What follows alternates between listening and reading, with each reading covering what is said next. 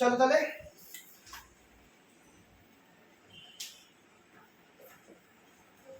আচ্ছা, ভেক্টর একটা মডেল, এখান থেকে ভালো রকম প্রশ্ন আসবে। তোমরা যদি প্রিভিয়াস ইয়ারের কোশ্চেন দেখো, এখান থেকে স্পেস কোয়ান্টাইজেশন, তারপর ওই স্প্লিটিং, জিম্যান এফেক্ট, এখান থেকে দেখবে কিছু প্রশ্ন রয়েছে, এখান থেকে একটা ভালো নম্বরের প্রশ্ন আসার চান্স আছে, ঠিক আছে। আর এটা বেশ টপিকটাও ভালো লাগবে। আর এখান থেকে একটা মানে তোমাদের স্প্লিটিং কেস দেয়, কি মানে কপলিং কেস দেয়, সেটাও দেখাবো। ওইগুলো ইজি বার করা, মানে ওইটাই ওরকম প্রশ্ন যদি পেয়ে যাও তাহলে ওখান থেকে একদম 6টা নম্বর তোমরা তুলতে পারবে, কোনো প্রবলেম হবে। তো ওই জিনিসগুলো শেখাবো। তার আগে চলো আমরা বেসিক আইডিয়াটা থেকে স্টার্ট করছি, ঠিক আছে। ভেক্টর একটা মডেল আসছে কোথা থেকে, কি জিনিস, একদম আগে থিওরি মানে আজকে থিওরিটিক্যালি ব্যাপারটা বোঝার চেষ্টা করবো একদম বেসিক ভাবে। সবার আগে আসছে, আমরা জানি এগুলো হচ্ছে অ্যাটম মডেল, মানে নামের মধ্যেই রয়েছে যে আমরা অ্যাটমের মডেলটাকে বোঝার চেষ্টা করছি। এবার ছোটবেলায় পড়েছিলাম থমসন মডেল, সবার প্রথম মডেল ছিল, প্লাম পুডিং মডেল যেটা ছিল। তারপর এলো রাদারফোর্ড মডেলটা, কিন্তু তার মধ্যে অনেক প্রবলেম আসছে। এটা খুবই মানে কমন কোশ্চেন পাস করবে যে রাদারফোর্ড প্রবলেমের কি লিমিটেশন, ওটার কনক্লুশন কি ছিল, এক্সপেরিমেন্টের লিমিটেশন কি ছিল, আর সেটাকে বোর কিভাবে ওটাকে ঠিক করলে। তো আমরা এবার স্টার্ট করবো হচ্ছে আমাদের বোরের মডেল থেকে, কারণ বোর মডেলও ব্যাকডেটেড হয়ে গেছে, ওনাকেও আমাদেরকে ছেড়ে চলে যেতে হবে। তো বোর মডেল কি ছিল, যে নিউক্লিয়াস যেটা আছে, নিউক্লিয়াসের চারপাশে ইলেকট্রনস গুলো ফিক্সড অরবিটে ঘুরছে, ঠিক আছে। ফিক্সড অরবিটে ঘুরছে, যে অরবিটগুলোতে ইলেকট্রনগুলো ঘুরছে, এই অরবিটগুলোর কিছু একটা বিশেষত্ব আছে। কি বিশেষত্ব রয়েছে, প্রত্যেক অরবিটগুলোর যে মধ্যে যে ইলেকট্রনগুলো ঘুরছে তার অ্যাঙ্গুলার মোমেন্টাম সেটা হচ্ছে, অ্যাঙ্গুলার মোমেন্টামকে mvr বলা হয়, সেটা ইকুয়ালস টু nh/2 পাই। আর h/2 পাই আমরা জানি h কাট, তাহলে nh কাট। এইটা হচ্ছে, এই কন্ডিশনটাকে বলা হয় বোরস কোয়ান্টাইজেশন কন্ডিশন। আচ্ছা, বোরের থিওরিটা হয়তো তোমাদের যে পিডিএফ পাঠিয়েছি অতটা নেই। বোরের থিওরি আমি একটা পরে আরেকটা পিডিএফ পাঠিয়ে দেবো। বোর থিওরিটা বেসিকটার জন্য ইম্পর্টেন্ট, ঠিক আছে, তাই জন্য বোর থিওরিটা বলছি। না, এটা থেকেও প্রশ্ন আসে নর্মালি, বোর থিওরিটাও একটু দেখে যাবে। তো বোর কোয়ান্টাইজেশন কন্ডিশন,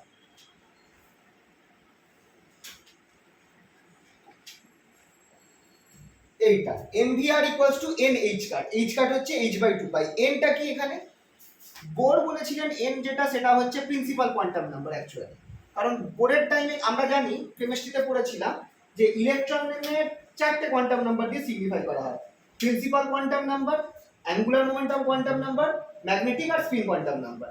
কিন্তু যখন বোরের থিওরি যখন উনি দিয়েছিলেন তখন কিন্তু এতগুলো কোয়ান্টাম নাম্বারের আইডিয়া ছিল না, তো ওইগুলো পরে তখন উনি ফার্স্ট কোয়ান্টাইজ করেছিলেন অ্যাঙ্গুলার মোমেন্টামটাকে, সেইখান থেকে উনি এন নাম দিয়েছিলেন। এনটা হচ্ছে প্রিন্সিপাল কোয়ান্টাম নাম্বার।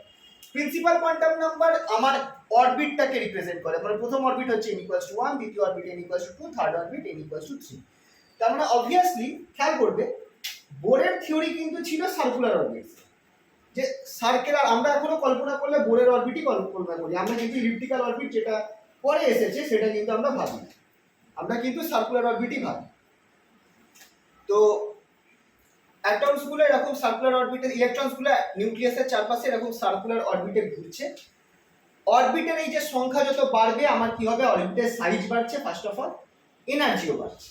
এনার্জি বাড়ছে ইন দ্য সেন্স, খেয়াল করবে পরে আমরা দেখাবো এনার্জি যেটা আছে সেটা নেগেটিভ এনার্জি বেরোবে, আর নিচে এনার্জি যেটা আছে সেটা n এর ভ্যালুর সাথে ইনভার্সলি প্রপোর্শনাল, অ্যাকচুয়ালি n এর স্কয়ারের সাথে ইনভার্সলি প্রপোর্শনাল। তো নেগেটিভ, তার মানে n যত বাড়বে এনার্জি কমছে, কিন্তু নেগেটিভ এনার্জি কমছে মানে অ্যাকচুয়ালি এনার্জি বাড়ছে। খেয়াল করবে নেগেটিভ এনার্জি কমছে মানে অ্যাকচুয়ালি এনার্জি বাড়ছে, সেই হিসাবে এখানটায় এনার্জি বাড়ার কেস আছে। তো যত n বাড়বে এনার্জিও কিন্তু বাড়বে। কেন? কারণ এনার্জি আমার কিন্তু নেগেটিভ সেন্সে দেওয়া রয়েছে। ওকে, তো এটা হচ্ছে প্রিন্সিপাল কোয়ান্টাম নাম্বার, যেটা প্রথমে বোর বলেছিলেন। n এর ভ্যালু কি কি হতে পারে, n এর ভ্যালু হতে পারে 1 2 3 আর টিল ইনফিনিটি অবধি n এর ভ্যালু যেতে পারে। সেকেন্ড পয়েন্ট কি ছিল বোরের, সেকেন্ড কন্ডিশনটা কি ছিল, বোরস ফ্রিকোয়েন্সি কন্ডিশন। ফ্রিকোয়েন্সি কন্ডিশন অনুযায়ী যখন একটা ইলেকট্রন, যেটা ধরো 2 নম্বর কক্ষে রয়েছে, সেটা যখন জাম্প করে 1 নম্বরে যাবে তখন সে কি করবে, সে electromagnetic wave in form of energy in form of electromagnetic wave ছেড়ে। কারণ 2 নম্বরে ইলেকট্রনটার এনার্জি বেশি, 1 নম্বরে তার এনার্জি কম। তো সে যখন 2 থেকে 1 এ যাচ্ছে তখন সে কি হচ্ছে, তার এনার্জিটাকে সে ছেড়ে দিচ্ছে, সেই এনার্জিটা h nu হিসাবে অ্যাজ রেডিয়েশন বেরোচ্ছে। এবার আমরা যে স্পেকট্রা দেখি যেটাকে বলে বর্ণালী spectra, atomic spectra, atomic spectra এই জিনিসটাই আমরা দেখি। বেস্ট এক্সাম্পল, তোমরা 4th সেমিস্টারে এটা করেছো, তোমাদের ওই একটা যা গ্রেটিং করার সময় একটা মানে সোডিয়াম ভেপার ল্যাম্প যেটা বলে সেটা জ্বালানো থাকতো, তোমরা ইয়েলো লাইন দেখতে পেতে। যাদের ইনস্ট্রুমেন্ট ভালো তারা হয়, আচ্ছা এটা প্রিজমে কি তোমরা দেখেছো? প্রিজমে মনে হয় দেখা হয়নি তোমাদের। প্রিজমে যদি দেখো, তোমাদের যদি ইনস্ট্রুমেন্ট ভালো থাকে তাহলে তোমরা দেখবে দুখানা ইয়েলো লাইন দেখা যাচ্ছে, খুব কাছাকাছি রয়েছে, পাশাপাশি দুটো ইয়েলো লাইন। আর কিছু কলেজে মানে কিছু ইনস্ট্রুমেন্ট যদি রেজলিউশন কম থাকে, যেমন আমাদের যেটা আছে, আমরা একটা মোটা লাইন দেখতে পারি ইয়েলো, দুখানা দেখা যায় না। যদি রেজলিউশন ভালো থাকে তাহলে দুখানা দেখতে পারো প্রিজম স্পেকট্রাম, প্রিজম থেকে ভালো লাগে, কারণ দুখানা খুবই কাছাকাছি ওয়েভলেন্থের লাইট রয়েছে, দুটো ইয়েলো কালার খুবই কাছাকাছি, তাই জন্য খুব দুটো রয়েছে। একটাকে বলা হয় D1 লাইন আর অন্যটাকে বলা হয় D2 লাইন, সোডিয়াম। এই দুটোই হচ্ছে সোডিয়ামের লাইন। তো এই যে কেন আমরা ইয়েলো কালার দেখছি, আমরা অন্য কোনো কালার দেখছি না কেন? কারণ সোডিয়ামের যে লাস্ট কক্ষে যে অ্যাটমটা রয়েছে, ইলেকট্রনটা রয়েছে, সে যখন হায়ার অরবিটে যাচ্ছে, সেখান থেকে সে যখন নিচে নামছে আর তার লাস্ট অরবিটে, ভ্যালেন্স অরবিটে নামছে, তখন যে লাইটের ওয়েভলেন্থটা ছাড়ছে সেই ওয়েভলেন্থটা ইয়েলো কালারের, সেইটাই আমরা দেখতে পাচ্ছি। তোমরা এবার হিলিয়াম লাইটেও দেখেছো, পাতলা টিউব হিলিয়াম ভেপার ল্যাম্প, এটা 4th সেমিস্টারেই তোমরা করেছিলে। ওটাতে যখন দেখা হচ্ছে রেটিং এর স্পেকট্রামটা দেখা হচ্ছে, তখন আমরা কি পাচ্ছি, লম্বা লম্বা লাইনস পাচ্ছি আলাদা আলাদা কালারের, যেমন রেড পাচ্ছি, কিছুটা দূরে গিয়ে ইয়েলো পাওয়া যাচ্ছে, কিছুটা মানে কাছাকাছি পাওয়া যাচ্ছে আর কি, কিন্তু মাঝখানটা ব্ল্যাক। ঠিক আছে, যদি আমার কাছে পিওর হোয়াইট লাইট থাকতো, যেমন সূর্য থেকে আসা লাইট বা কোনো বাল্বের লাইট বা টিউব লাইট থাকতো, আমরা কন্টিনিউয়াস লাইট দেখতাম, মানে রেড লাইটটা আস্তে আস্তে স্যাফরন হবে, স্যাফরন থেকে ইয়েলো হবে, ইয়েলো থেকে গ্রিন হবে, গ্রিন থেকে ব্লু হবে, ব্লু থেকে আস্তে আস্তে যেতে যেতে যেতে যেতে ভায়োলেট। তো এইভাবে কন্টিনিউয়াস, কোনো মাঝখানে কোনো তোমরা স্পেস বা ব্ল্যাক অংশ দেখতে পেতে। কিন্তু আমরা কি দেখতে পাচ্ছি, লাইন স্পেকট্রা, যেটাকে বলা হয় রেখা বর্ণালী। একটা লাইন রেড, তারপর অরেঞ্জ ফরেঞ্জের কোনো কেস নেই, একটা দূরে গিয়ে লাইন রইল, মাঝখানটা পুরো ফাঁকা। তো ওই একটা লাইন আমি কেন পাচ্ছি, হিলিয়ামের মধ্যে যে লাস্ট যে ইলেকট্রনটা রয়েছে, দুটো ইলেকট্রন থাকে, লাস্ট ইলেকট্রনটা উপর থেকে উঠে যাচ্ছে, উপরের হায়ার অরবিটে যাচ্ছে, হায়ার অরবিট থেকে আবার যখন লোয়ার অরবিটে ফিরে আসছে, আর এটা হিলিয়ামের ক্ষেত্রেই হবে পার্টিকুলারলি, বিকজ হিলিয়ামে আমার 2 থেকে 1 এ যাবে, তো তখন সে যে লাইটটা ছাড়ছে সেটা হচ্ছে আমার ওই কালারের পড়ছে।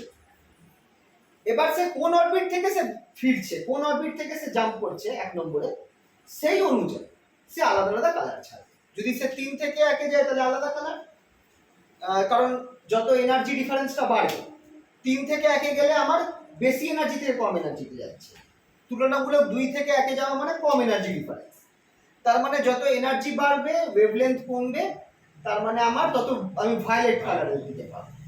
তো এরকম আলাদা আলাদা কালার আমরা দেখতে পাচ্ছি, কারণ কোন অরবিট থেকে আসছে না ইলেকট্রনটা জাম্প করছে তার উপর নির্ভর করে। তো এইভাবে আমরা এটা আশা করছি তোমরা জানো, এটা ভাইবার প্রশ্নের মতো করে পড়াও হতো যে কিভাবে জিনিসটা কাজ করছে। এটা ভাইবাতে তোমাদের কিন্তু এবারে কি আছে সেটা তো কিছু না মনে হয়, পরের সেমিস্টারে ইলেকট্রোম্যাগনেটিক থিওরিতেও থাকতে পারে, প্রশ্ন আসতে পারে এরকম। তো জেনে রাখবে যে এই যে ইনস্ট্রুমেন্টটা আছে এটা কিভাবে কাজ করছে। তোমরা হাই ভোল্টেজ অ্যাপ্লাই করছো, হিলিয়ামের মধ্যে যে দেখবে সোর্সটা দেওয়া থাকে সেটা 4000 ভোল্টের সোর্স, খুব হাই, ওটা মানে হাত দিতে বারণ করে। তো 4000 ভোল্টেজ তুমি অ্যাপ্লাই করছো এই টিউবটার চারপাশে, হচ্ছে কি তার ফলে যে ইলেকট্রনস গুলো রয়েছে ওর মধ্যে হিলিয়াম ভেপারস রয়েছে, তার যে ইলেকট্রনগুলো সেই এনার্জি থেকে, সেই হাই ভোল্টেজ থেকে এনার্জি পেয়ে সে হায়ার অরবিটে চলে যাচ্ছে, কিন্তু সেই অরবিটে বেশিক্ষণ থাকতে পারবে না, সে সবসময় তার নর্মাল অবস্থায় চলে যেতে চাইবে, তখন সে আবার জাম্প করে তার যে অ্যাকচুয়াল স্টেট যেটা আছে 1 নম্বর অরবিটে ফেরার চেষ্টা করছে, তার ফলে সে লাইটটা ছাড়ছে, আর সেই লাইটটা আমরা সেইভাবে কালার দেখতে পাচ্ছি। এবার যেই যে আমরা লাইন স্পেকট্রা দেখতে পাই, এটাই প্রমাণ করে যে এই যে অ্যাটমের অরবিটগুলো ডিসক্রিট, যেটা বোর বলেছে যে অ্যাটমের অরবিট, খেয়াল করবে রাদারফোর্ডের আইডিয়া কিন্তু কখনোই এরকম ছিল না, উনিও সার্কুলার অরবিট বলেছিলেন, কিন্তু অরবিটের ফিক্সড রেডিয়াস ছিল। ওখানটায় একটা ইলেকট্রন যে কোনো অরবিটে মুভ করতে পারে, মানে আমার এই দুটো অরবিটের মাঝখানে অরবিট পসিবল হতে পারে। রাদারফোর্ডের এটা আইডিয়া ছিল, কিন্তু বোর বললেন যে আর কিন্তু এই রাদারফোর্ডের আইডিয়াটাই লাইন স্পেকট্রাকে বোঝাতে পারছিল না, কারণ যদি ফিক্সড অরবিট মানে যে কোনো অরবিট হতে পারে তাহলে সব কালার আমরা পেতে পারি। এই যখন আমরা এই মানে যে কি বলবো অ্যাটমটা রয়েছে বা অ্যাটমের অনেকগুলো অ্যাটম যে স্যাম্পেলটা রয়েছে সেটাকে যখন আমি কোনোভাবে এনার্জি দিয়ে তার স্পেকট্রাটাকে দেখবো তখন আমার সব কালার দেখতে পাওয়া উচিত, কারণ আমার সব পসিবল এনার্জির অরবিট রয়েছে। তাহলে সব পসিবল থেকে তোমার লোয়ার অরবিটে যদি যায় তাহলে তুমি আলাদা আলাদা কালার সব কালারই দেখতে পাওয়া উচিত, সব ধরনের লাল রং, সব ধরনের অরেঞ্জ, যত রং হবে মানে আমি কন্টিনিউয়াস স্পেকট্রা দেখতে পাওয়া উচিত। কিন্তু আমি তা পাচ্ছি না, আমি ডিসক্রিট স্পেকট্রা দেখছি, রেড, তারপর অনেকটা দূরে গিয়ে ইয়েলো, অনেকটা দূরে গিয়ে গ্রিন, এরকম ভাবে যাচ্ছে। তার মানে যে মাঝখানের কালারগুলো অ্যাবসেন্ট আছে, মানে সেই ওয়েভলেন্থগুলো বেরোচ্ছে না। তার মানে যখন জাম্প করছে একটা অরবিট থেকে দ্বিতীয় অরবিট একটা ফিক্সড ওয়েভলেন্থের লাইন বেরোচ্ছে বা ফিক্সড ফ্রিকোয়েন্সি লাইন বেরোচ্ছে। এটাই তাহলে আমার স্পেকট্রার মেন আইডিয়া। তো লাইন স্পেকট্রা আমাদের এই বোরের থিওরি কে প্রমাণ করছে যে ডিসক্রিট অরবিট আছে, ঠিক আছে। কিন্তু এরপর ব্যাপারটা হলো কি, যে বোরের থিওরি খেয়াল করবে এটা হাইড্রোজেন এন্ড হাইড্রোজেন লাইক অ্যাটমের জন্য, মানে এমন অ্যাটম যেগুলোর একটা ইলেকট্রন আছে, হাইড্রোজেন লাইক অ্যাটম মানে তোমার ধরো হিলিয়াম আয়ন, মানে একটা ইলেকট্রন, তোমার একটা ইলেকট্রনকে তুমি বার করে দিয়েছো, হিলিয়াম আয়ন হয়ে গেছে। তো এমন ইলেকট্রন এমন অ্যাটমসের জন্যই রয়েছে, বা হিলিয়াম বা লিথিয়াম 2+, যার তুমি যেগুলোকে তোমার একটার বেশি ইলেকট্রন নেই সেইগুলোর জন্যই কিন্তু বোর থিওরি কাজ করে, ঠিক আছে। কিন্তু যখনই আমার একাধিক ইলেকট্রন চলে আসছে সেই সিস্টেমের ক্ষেত্রে কিন্তু আর বোরের থিওরি কাজ করছে না। তার কারণ কি, কিছু জিনিস দেখা যাচ্ছে। যেমন হচ্ছে আমরা দেখতে পাচ্ছি যে লাইন যেগুলো আছে সেগুলো ম্যাগনেটিক ফিল্ডে স্প্লিট করে যাচ্ছে। যেই স্প্লিট করে যাওয়াটাকে আমরা বলছি হচ্ছে মানে ম্যাগনেটিক ফিল্ডে যদি আমি যে সোর্সটা রয়েছে অ্যাটমটা রয়েছে তাকে যদি আমি স্ট্রং ম্যাগনেটিক ফিল্ডে রাখি, একটা লাইট পাওয়ার কথা, একটা লাইন ধরো এই রেড কালারের লাইন পেতাম, সেখানে দেখা যাচ্ছে দুটো রেড কালারের লাইন চলে এসেছে বা তিনটে রেড কালারের লাইন চলে এসেছে। তো এই যে লাইনটা যেটা আছে যে আমরা দেখতে পাচ্ছিলাম বর্ণালীটা, একটার জায়গায় তিনটে কালারের লাইন চলে আসা, হয়তো সেম কালার কাছাকাছি কিন্তু মাঝখানে একটু গ্যাপ আছে, বোঝা যাচ্ছে যে ওটা একটা লাইন না তিনটে লাইন। তো এই যে ঘটনাটা ঘটছে তার মানে এখন আমার এক্সট্রা ওয়েভলেন্থ বেরোচ্ছে, মানে ব্যাপারটা বুঝতে পারছো তো? আচ্ছা একটুখানি এটা বুঝি, হ্যাঁ করে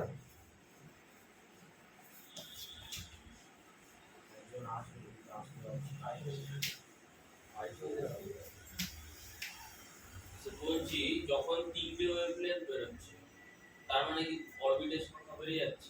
হ্যাঁ, অরবিটের সংখ্যা বলা ঠিক হয়তো হবে না। দেখো আমি একটা জিনিস তোমাদেরকে এই ব্যাপারটা, আচ্ছা এনার্জি ব্যান্ড ডায়াগ্রাম কি তোমাদের পড়িয়েছিলাম? আমরা বলেছিলাম না যে এই যে n1 orbit n2 orbit, sir নিচে চলে যাও। হ্যাঁ যাও নিয়ে ডেকে আনো, আর এটা হচ্ছে n3 অরবিট। এই প্রত্যেক অরবিটের এনার্জি আছে e1 e2 e3। এই অরবিট গুলোকে আমরা এনার্জি ব্যান্ড ডায়াগ্রামে শো করতে পারি। এই নিচের এনার্জি e1 e2 e3, মনে পড়ছে? এগুলো আমরা তোমাদের ইলেকট্রনিক্স এর সময় বলেছিলাম এনার্জি ব্যান্ড ডায়াগ্রাম, মানে ইলেকট্রনটা এখানে থাকা মানে এখানে আছে, ইলেকট্রনটা এখানে থাকা মানে এখানে আছে, ইলেকট্রনটা এখানে থাকা মানে এখানে আছে। এবার যখন আমার ইলেকট্রনটা 2 থেকে ধরো 1 এ গেল, তার মানে আমি পিকচারটা এরকম ভাবে আঁকবো, 2 থেকে 1 এ গেছে। একই জিনিসকে আমি গ্রাফিক্যালি দেখাচ্ছি, এইগুলোকে আমরা বলছি এনার্জি ব্যান্ড ডায়াগ্রাম বা এনার্জি লাইন ডায়াগ্রাম। এখানে লেভেল আছে, একটা একটা লাইন দিয়ে, অনেকগুলো লাইন কাছাকাছি থাকলে সেটা ব্যান্ড হয়ে যায়।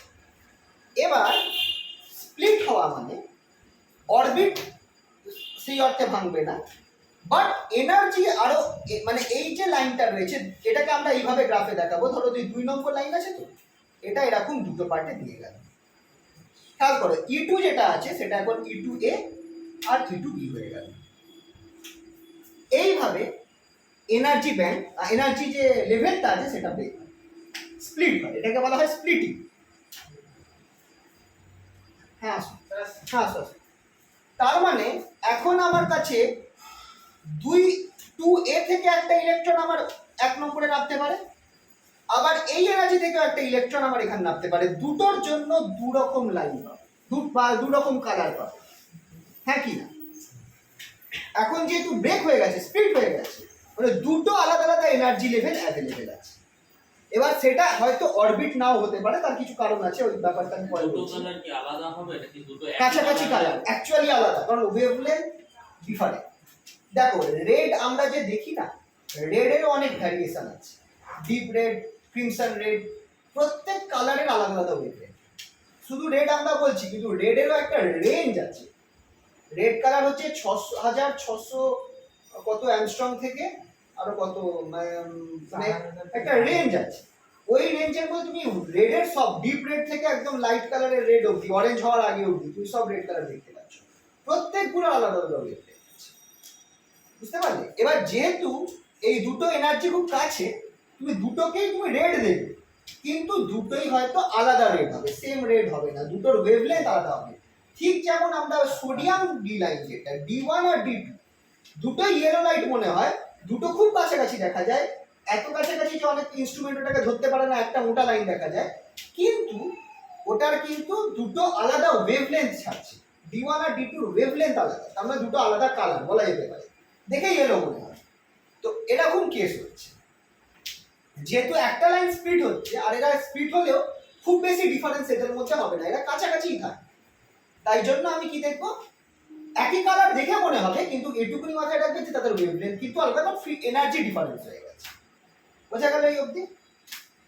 তো এই যে স্প্লিট হয়ে যাচ্ছে এনার্জি লাইন, কখন? যখন আমি অ্যাটমটাকে বা যে সোর্সটাকে আমি একটা স্ট্রং ম্যাগনেটিক ফিল্ডের মধ্যে রাখছি, এটাকে বলা হয় জিম্যান এফেক্ট। জিম্যান এফেক্টটা কেন হচ্ছে, বা এই লাইনগুলো কেন স্প্লিট হয়ে যাচ্ছে এনার্জি লাইনস, বা তুমি এটাকে, এটা অ্যাকচুয়ালি হয় না, বাট ভাবতেও পারো যে অরবিট দুখানা তৈরি হয়ে গেছে। আগে একটা অরবিট ছিল, 2 নম্বর অরবিট একটাই ছিল, এখন দুটো 2 নম্বরের অরবিট তৈরি হয়েছে, 2 এ 2। এবার সেটা আমি অরবিট চেঞ্জ হওয়াটা ওইভাবে বলা উচিত না, কারণ ওই ঠিক সেই ঘটনা ঘটে না, এখানে আরো অনেক কেসেস আছে। কিন্তু তোমরা এটুকুনি, ওরিয়েন্টেশনের ব্যাপার আছে, কিন্তু তোমরা এটুকুনি ভাবতে পারো যে যেখানে একটাই এনার্জি অ্যাভেলেবেল ছিল 2 নম্বরের অরবিটে E2, এখন দু রকম এনার্জি অ্যাভেলেবেল আছে, একটা হচ্ছে E2A, একটা হচ্ছে E2B, মানে একই অরবিট কিন্তু তার দু রকম এনার্জি, হয়তো তার কিছু চেঞ্জ হয়ে গেছে, ওরিয়েন্টেশন চেঞ্জ হয়ে গেছে ম্যাগনেটিক ফিল্ডের ওরিয়েন্টেশনটা আসছে একটু পরে। তো এই যে এনার্জি লাইনের স্প্লিট হয়ে যাও, একটা ইলেকট্রনের যে আগে যেটা এনার্জি ছিল তার থেকে এখন বেশি এনার্জি থাকতে পারে, এই জিনিসটাও কিন্তু বোর থিওরি বোঝাতে পারেনি। তখন আসতে হলো কাকে, আচ্ছা এই যে কন্ডিশনটা, যে যখন 2 নম্বর থেকে 1 নম্বরে আসবে, তখন আমার কি হবে, এনার্জি যে ইলেকট্রোম্যাগনেটিক ওয়েভ ছেড়ে দেবে, এটাকে বলা হয় Bohr's frequency condition, u = E2 - E1 / h, Bohr's frequency condition. মনে পড়ছে এই জিনিসগুলো? আচ্ছা, এবার এই যে পার্টটা যেটা রয়েছে বোরের, এইটাকে আমরা কিন্তু মানে এই স্প্লিটিংটাকে বোর বোঝাতে পারি, বোরের থিওরি বোঝাতে পারি। তখন এলেন সোমারফিল্ড, আর উনি দিলেন বোর সোমারফিল্ড। বোর সোমারফিল্ড মডেলের যে জিনিসটা ফার্স্ট এলো সেটা হচ্ছে স্পেস কোয়ান্টাইজেশন। খুব ইম্পর্টেন্ট, পরীক্ষায় প্রশ্ন আসে, what is space quantisation, explain করতে বলে ডেসক্রিপটিভ, ঠিক আছে, খুবই ইম্পর্টেন্ট টপিক। এবার স্পেস কোয়ান্টাইজেশনটা হচ্ছে, খেয়াল করবে এটা কিন্তু জিম্যান এফেক্টকে এক্সপ্লেন করার জন্য, মানে ম্যাগনেটিক ফিল্ডের মধ্যে যখন থাকছে তখন কি হচ্ছে। তো চলো আমরা একটুখানি স্পেস কোয়ান্টাইজেশনটা দেখি। এবার before going to space quantisation আমাদের আরেকটা থিওরি আমাদেরকে জানতে হবে, সেটা হচ্ছে একটা অ্যাটমের মধ্যে দুটো প্রপার্টি আছে। একটা হচ্ছে অ্যাটমের অ্যাঙ্গুলার মোমেন্টাম আছে, এই অ্যাঙ্গুলার মোমেন্টামটা ইলেকট্রনের জন্য আসছে, কিন্তু আমরা কিন্তু নিউক্লিয়ার ফিজিক্সে পড়েছি যে নিউক্লিয়নসে ওদেরও নিজস্ব অ্যাঙ্গুলার মোমেন্টাম আছে, কিন্তু সেটা পরে এসেছে। ফার্স্ট অ্যাঙ্গুলার মোমেন্টামের কনসেপ্ট কিন্তু ইলেকট্রনদের জন্য এসেছে। তো এইখানে এই অ্যাঙ্গুলার মোমেন্টামটা আসছে ইলেকট্রনের জন্য, আর তার সাথে স্পিন অবভিয়াসলি আছে, বাট এই মোমেন্টামে আরেকটা জিনিস দেখবো, অ্যাঙ্গুলার মোমেন্টাম আর আরেকটা জিনিস তার সাথে থাকছে, due to this angular momentum অ্যাটমের আছে magnetic moment. Yes, magnetic dipole moment. Angular মোমেন্টামটাকে নরমালি আমি PL দিয়ে রিপ্রেজেন্ট করব, আর এটাকে যে ম্যাগনেটিক ডাইপোল মোমেন্টটাকে μL দিয়ে রিপ্রেজেন্ট করব। বইয়ের এটাকেই আমি ইউজ করছি, বইয়ের নোটেশনটাকে ইউজ করছি। এবার কিভাবে আসছে অ্যাঙ্গুলার মোমেন্টামটা, কিভাবে আসছে দেখো, এই হচ্ছে নিউক্লিয়াস, নিউক্লিয়াসের চারপাশে আমার ইলেকট্রনটা ঘুরছে।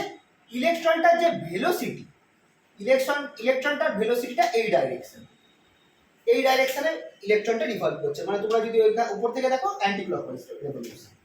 তাহলে আমার রাইট হ্যান্ড থাম্ব রুল বা স্ক্রু রুল হিসাবে আমার অ্যাঙ্গুলার মোমেন্টামের ফর্মুলা কি, পিএল যেটা সেটা equals to r cross mv. আরটা তুমি যদি দেখো এইদিকে আছে আর ভি ওইদিকে আছে, তাহলে আচ্ছা আর এর ডাইরেকশন এইদিকে, অ্যাকচুয়ালি ডাইরেকশন যদি দেখো আর ক্যাপ করে দাও, আর ভি অ্যাকচুয়ালি পারপেন্ডিকুলার এই পয়েন্টে, তাহলে অ্যাঙ্গুলার মোমেন্টাম কোন দিকে হবে? ফর্মুলা আছে আর ক্রস এম ভি, মানে আর ক্রস ভি উপরের দিকে, এই বরাবর আমার অ্যাঙ্গুলার মোমেন্টাম কাজ করছে। ঠিক আছে, তার মানে অরবিটের সাথে কিন্তু অ্যাঙ্গুলার মোমেন্টামটা আছে 90 ডিগ্রিতে, খেয়াল রাখবে অরবিটের রেসপেক্টে 90 ডিগ্রিতে রয়েছে। এবার যখনই আমার কোনো একটা চার্জ ঘুরছে কোনো একটা অরবিটের মধ্যে, আমি যদি এখানে একটা এরিয়া নিয়ে নিই, এই এরিয়াটাকে সেই ইলেকট্রনটা অনেকবার ক্রস করছে। ধরো আমার এই ইলেকট্রনটার রোটেট করা ফ্রিকোয়েন্সি হচ্ছে নিউ হচ্ছে ফ্রিকোয়েন্সি অফ রোটেশন।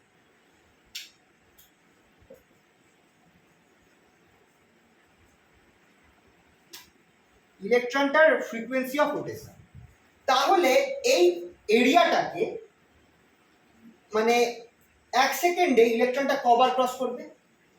খেয়াল করবে নিউ হচ্ছে ফ্রিকোয়েন্সি অফ রোটেশন, নিউ মানে হচ্ছে একটা রোটেট 1 সেকেন্ডে কতবার রোটেট করছে, রাইট?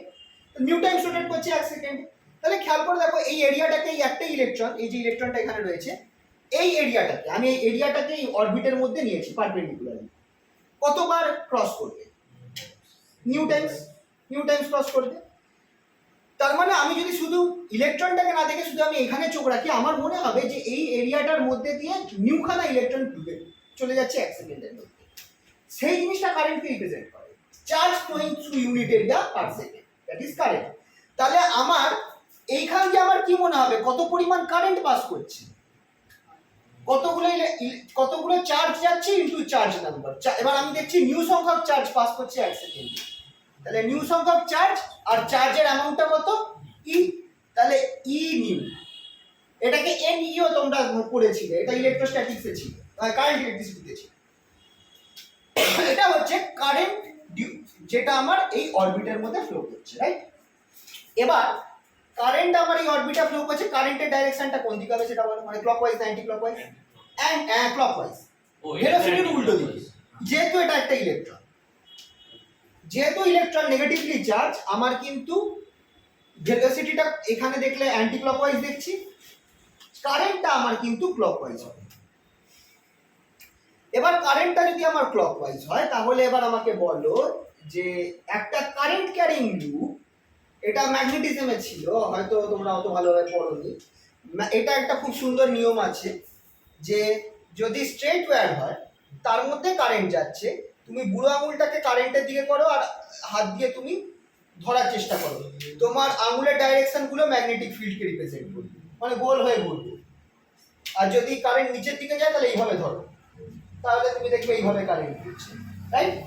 কিন্তু যদি লুপ থাকে জাস্ট উল্টে দাও, যদি আমার একটা লুপ থাকে, লুপের মধ্যে যদি কারেন্ট যায়, তখন তোমার বুড়ো আঙুলটা হবে আমার ম্যাগনেটিক মোমেন্টের অংশ, আর তোমার বাকি আঙুলগুলো, 4টে আঙুল যেদিকে ঘুরছে সেটা কারেন্টকে রিপ্রেজেন্ট করবে, আর বুড়ো আঙুলটা হবে আমার ম্যাগনেটিক মোমেন্ট।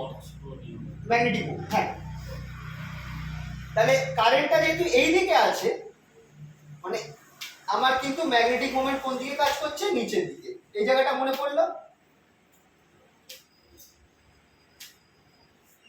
ম্যাগনেটিক মোমেন্টটা আমার কিন্তু থাকবে উল্টো দিকে, খুবই ইম্পর্টেন্ট, নিউএল নিচের দিকে আছে। তাহলে এরকম ভাবে আমি দেখতে পাচ্ছি যে একটা অ্যাটমের দুটো জিনিস রয়েছে, যেহেতু ইলেকট্রনটা রিভলভ করছে তার একটা অ্যাঙ্গুলার মোমেন্টাম রয়েছে, আর সেই রিভলিউশনের জন্য একটা কারেন্ট তৈরি হচ্ছে অরবিটের মধ্যে, যার ফলে আমার কি তৈরি হচ্ছে? ম্যাগনেটিক মোমেন্ট তৈরি হচ্ছে। এবার এই ম্যাগনেটিক মোমেন্টের ভ্যালুটা কত? আমরা জানি ম্যাগনেটিক মোমেন্ট যেটা সেটা মিউ যেটা মিউ এল, ম্যাগনেটিক মোমেন্টের ফর্মুলা হচ্ছে current into area I A. আইটা আমার কত বেরিয়েছে, আইটা বেরিয়েছে ই মিউ, আর এরিয়া কত হবে যদি আর আমি জানি পাই আর স্কয়ার সার্কুলার। এবার ওমেগা কত, ওমেগা হচ্ছে আচ্ছা নিউর সাথে যদি আমি 2 পাই গুণ করে দিই, নিউ 2 পাই নিউ যদি গুণ করি আমার এটা ওমেগা হয়ে যাবে। তাহলে আমি এখানটায় উপর নিচে 2 গুণ করছি, তাহলে আমার এখানে e omega r square by 2 হয়ে যাবে। এটা হচ্ছে আমার ম্যাগনেটিক ডাইপোল মোমেন্টের formula, e omega r square by 2। ঠিক আছে, ওমেগাটা কি, ওমেগাটা হচ্ছে অ্যাঙ্গুলার ফ্রিকোয়েন্সি অফ ইলেকট্রনের রোটেশন, রোটেশন ঠিক আছে, অ্যাঙ্গুলার ফ্রিকোয়েন্সি। নিউ এর সাথে 2 পাই গুণ করেছি, পাই তো ছিল একটা 2 উপর নিচে গুণ করে দিয়েছি, তাহলে এটা হয়ে গেল। ঠিক আছে, আর অ্যাঙ্গুলার মোমেন্টামটা কি হবে, অ্যাঙ্গুলার মোমেন্টামটা কি হবে, অ্যাঙ্গুলার মোমেন্টামটা ওমেগা রেসপেক্টে লেখার চেষ্টা করি। V equals to r omega, আমরা জানি v equals to r omega, তাহলে r a r plus omega, হ্যাঁ m m r square r omega.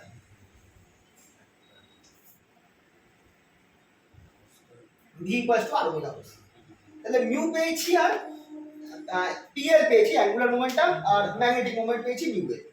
PL equals to m r square omega, আর মিউ এল হচ্ছে e omega r square by 2। এবার এই দুটোকে যদি, এবার এখানে আসছে সেকেন্ড একটা খুব ইম্পর্টেন্ট কোশ্চেন, 2 নম্বরের প্রশ্নে আসে হোয়াট ইজ জাইরোম্যাগনেটিক রেশিও। 2 নম্বরের প্রশ্নে খুব দেয়। জাইরোম্যাগনেটিক রেশিও হচ্ছে অ্যাটমিক অ্যাঙ্গুলার মোমেন্টাম আর আচ্ছা উল্টোটা মনে হয় অ্যাঙ্গুলার মোমেন্টাম, না উল্টো আছে এইটা, magnetic moment, atomic magnetic moment আর অ্যাঙ্গুলার মোমেন্টামের ratio mu L by PL, এই রেশিওটাকে আমরা বলি হচ্ছে জাইরোম্যাগনেটিক রেশিও।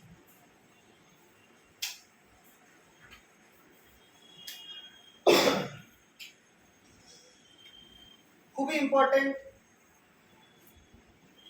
জাইরোম্যাগনেটিক রেশিও আর ল্যান্ডেজি ফ্যাক্টর, এই দুটো প্রশ্ন খুব আসে এই চ্যাপ্টার।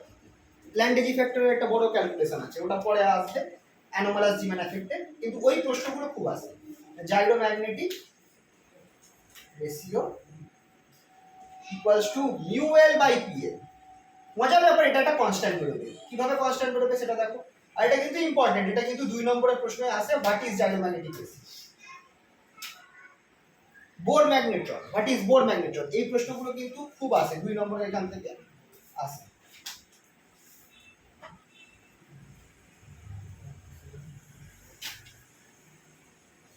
তো জাইরোম্যাগনেটিক রেশিও যদি আমি মিউ এল বাই পিএল লিখি, এবার দেখো আমি যে দুটো ফর্মুলা পেয়েছি এম আর এইটা, দুটোকে বসিয়ে দাও, e omega r square by 2 by m r square omega. দেখো আমি এখানে পাচ্ছি ই বাই 2 এম, এটা একটা কনস্ট্যান্ট টার্ম পেলাম, e by 2 m which is a constant. এইটাকে আমরা বলি হচ্ছে জাইরোম্যাগনেটিক রেশিও।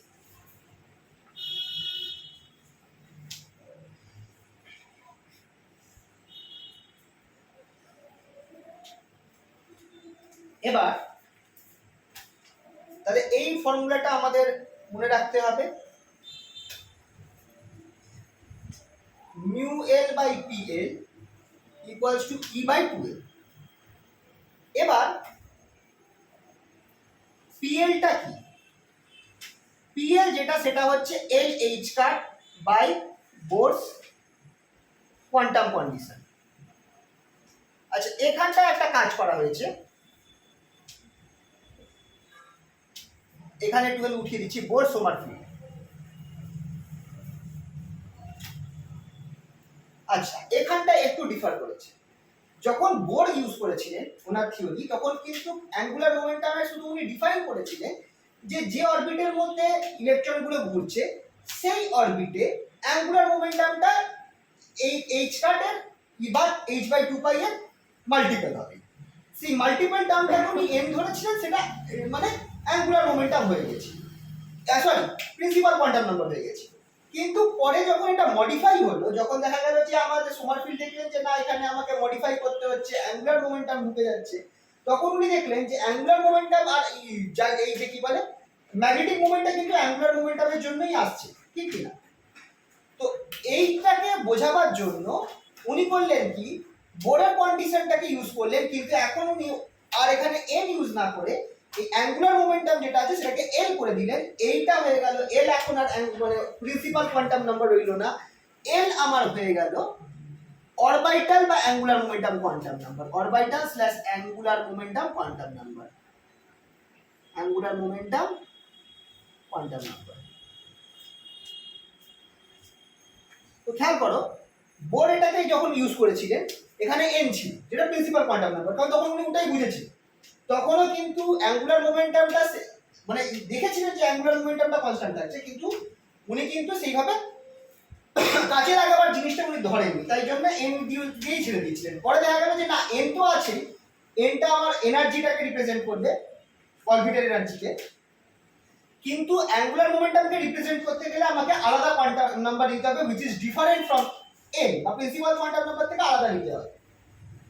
ঠিক আছে, বোর যেটা করেছিলেন প্রিন্সিপাল কোয়ান্টাম নাম্বার আর অ্যাঙ্গুলার মোমেন্টামকে সেম করে দিয়েছিলেন, কিন্তু সেটা দেখা গেল যে না, তো সোমারফিল্ড করলেন কি, ওখানে ওটাকে এল দিয়ে দিলেন, এলটা হয়ে গেল কি অরবিটাল কোয়ান্টাম নাম্বার বা angular momentum quantum number.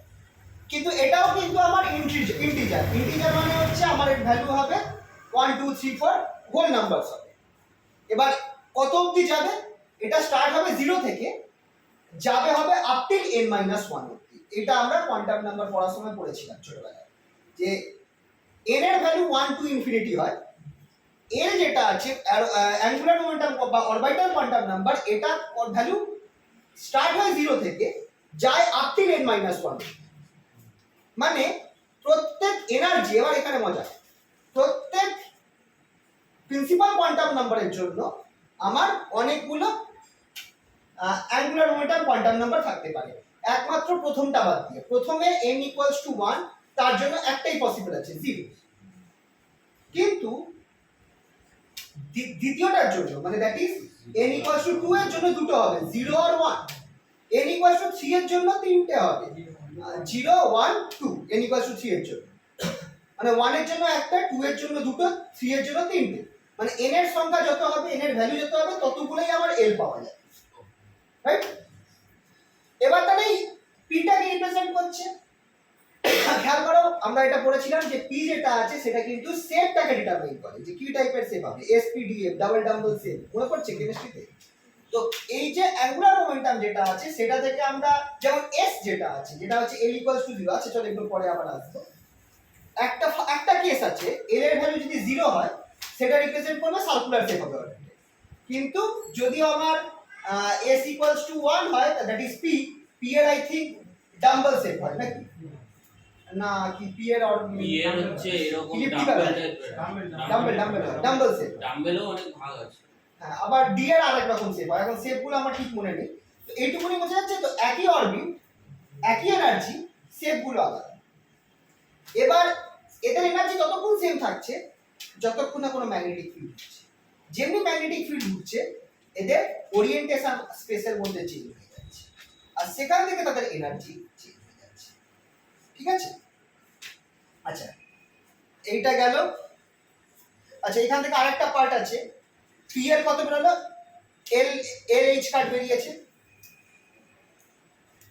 Orientation মানে কি শেপ বলছি না না ডাইরেকশন, মানে এইটা হচ্ছে হরিজন্টাল ওরিয়েন্টেশন, এইটা হচ্ছে vertical orientation, horizontal vertical 45 degree orientation, মানে স্পেসের মধ্যে ওটা কিভাবে রয়েছে সেটাকে আমরা ওরিয়েন্টেশন বলি।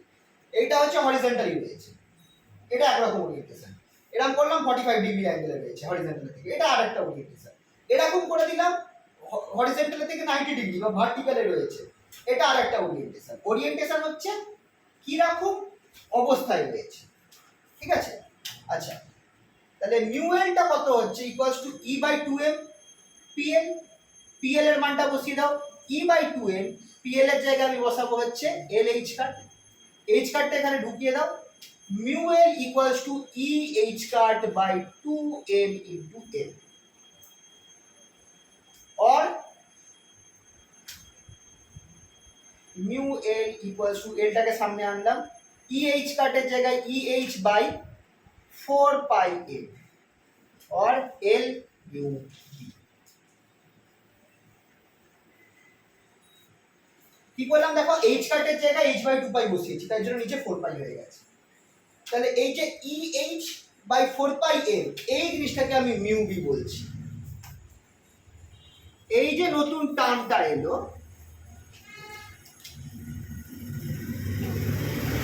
মিউ বি ইকুয়ালস টু কি পেলাম, EH cut by 2m or else EH/4 pi m। এই টার্মটাকে বলা হয় বোর ম্যাগনেট্রন।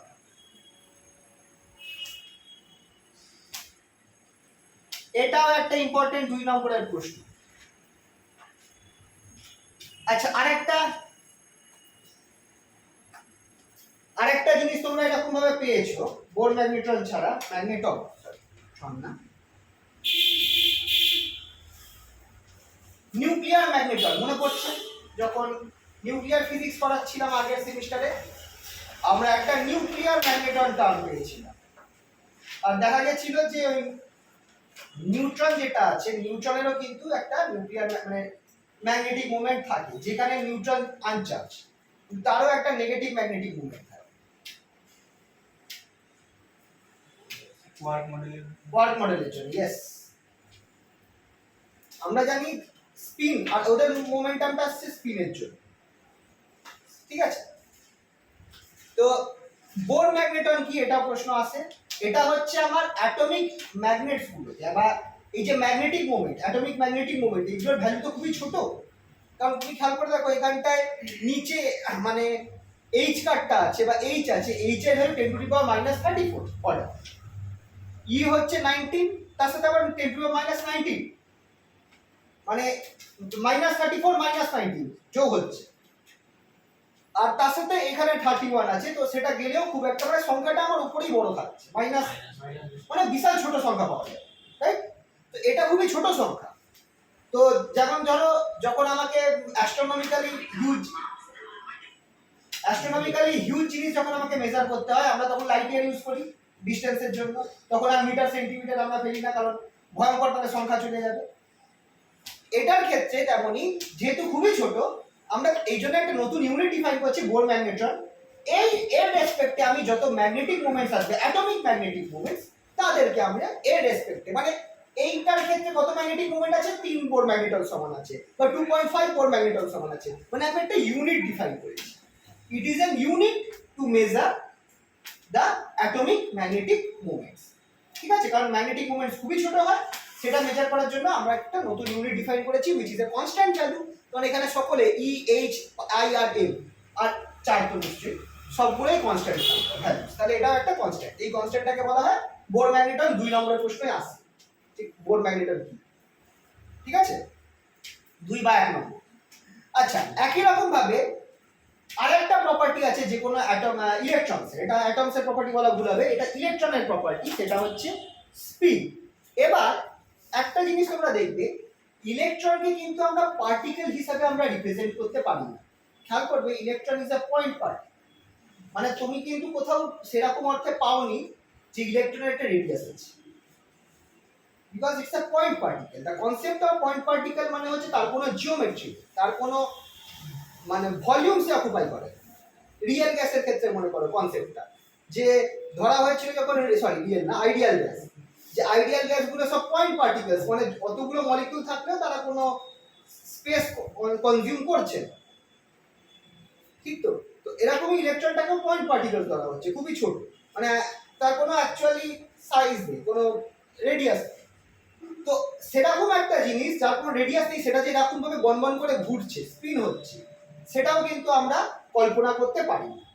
কিন্তু তার যে ম্যাগনেট, দেখা গেছিল যে তার যে একটা ইলেকট্রনের যে এক্সপেরিমেন্টালি যত দেখা গেছে যে তার যত ম্যাগনেটিক মোমেন্ট আছে, সেই ম্যাগনেটিক মোমেন্ট থাকার পরও সেটাকে সম্পূর্ণভাবে অ্যাঙ্গুলার মোমেন্টাম দিয়ে বোঝানো যাচ্ছে, একটা এক্সট্রা ম্যাগনেটিক মোমেন্ট ঢুকে যাচ্ছে। তো তখন ধরা হলো যে তাহলে হয়তো ইলেকট্রনের নিজস্ব একরকম এক্সট্রা ম্যাগনেটিক মোমেন্ট আছে, যেটা তার মধ্যে ইনবিল্ট রয়েছে। মানে ইলেকট্রন এইভাবে যে রোটেট করলেই যে তার ম্যাগনেটিক মোমেন্ট আসবে তা নয়, তার ইনবিল্ট একটা ম্যাগনেটিক মোমেন্ট রয়েছে, সে যদি কোথাও রোটেট না করে, যদি দাঁড়িয়েও থাকে, তাও তার একটা ম্যাগনেটিক মোমেন্ট আসবে। তো সেটা কিভাবে আসতে পারে, তখন ধরা গেল তাহলে হয়তো ইলেকট্রন এইভাবে এক জায়গায় দাঁড়িয়ে স্পিন করে, তো সেখান থেকে স্পিন অ্যাঙ্গুলার মোমেন্টাম, স্পিন বা স্পিন অ্যাঙ্গুলার মোমেন্টাম, এটাও কিন্তু একটা অ্যাঙ্গুলার মোমেন্টাম আনা কনসেপ্ট, যেটা ম্যাগনেটিক মোমেন্টকে বোঝাবার জন্য আনা হয়েছে।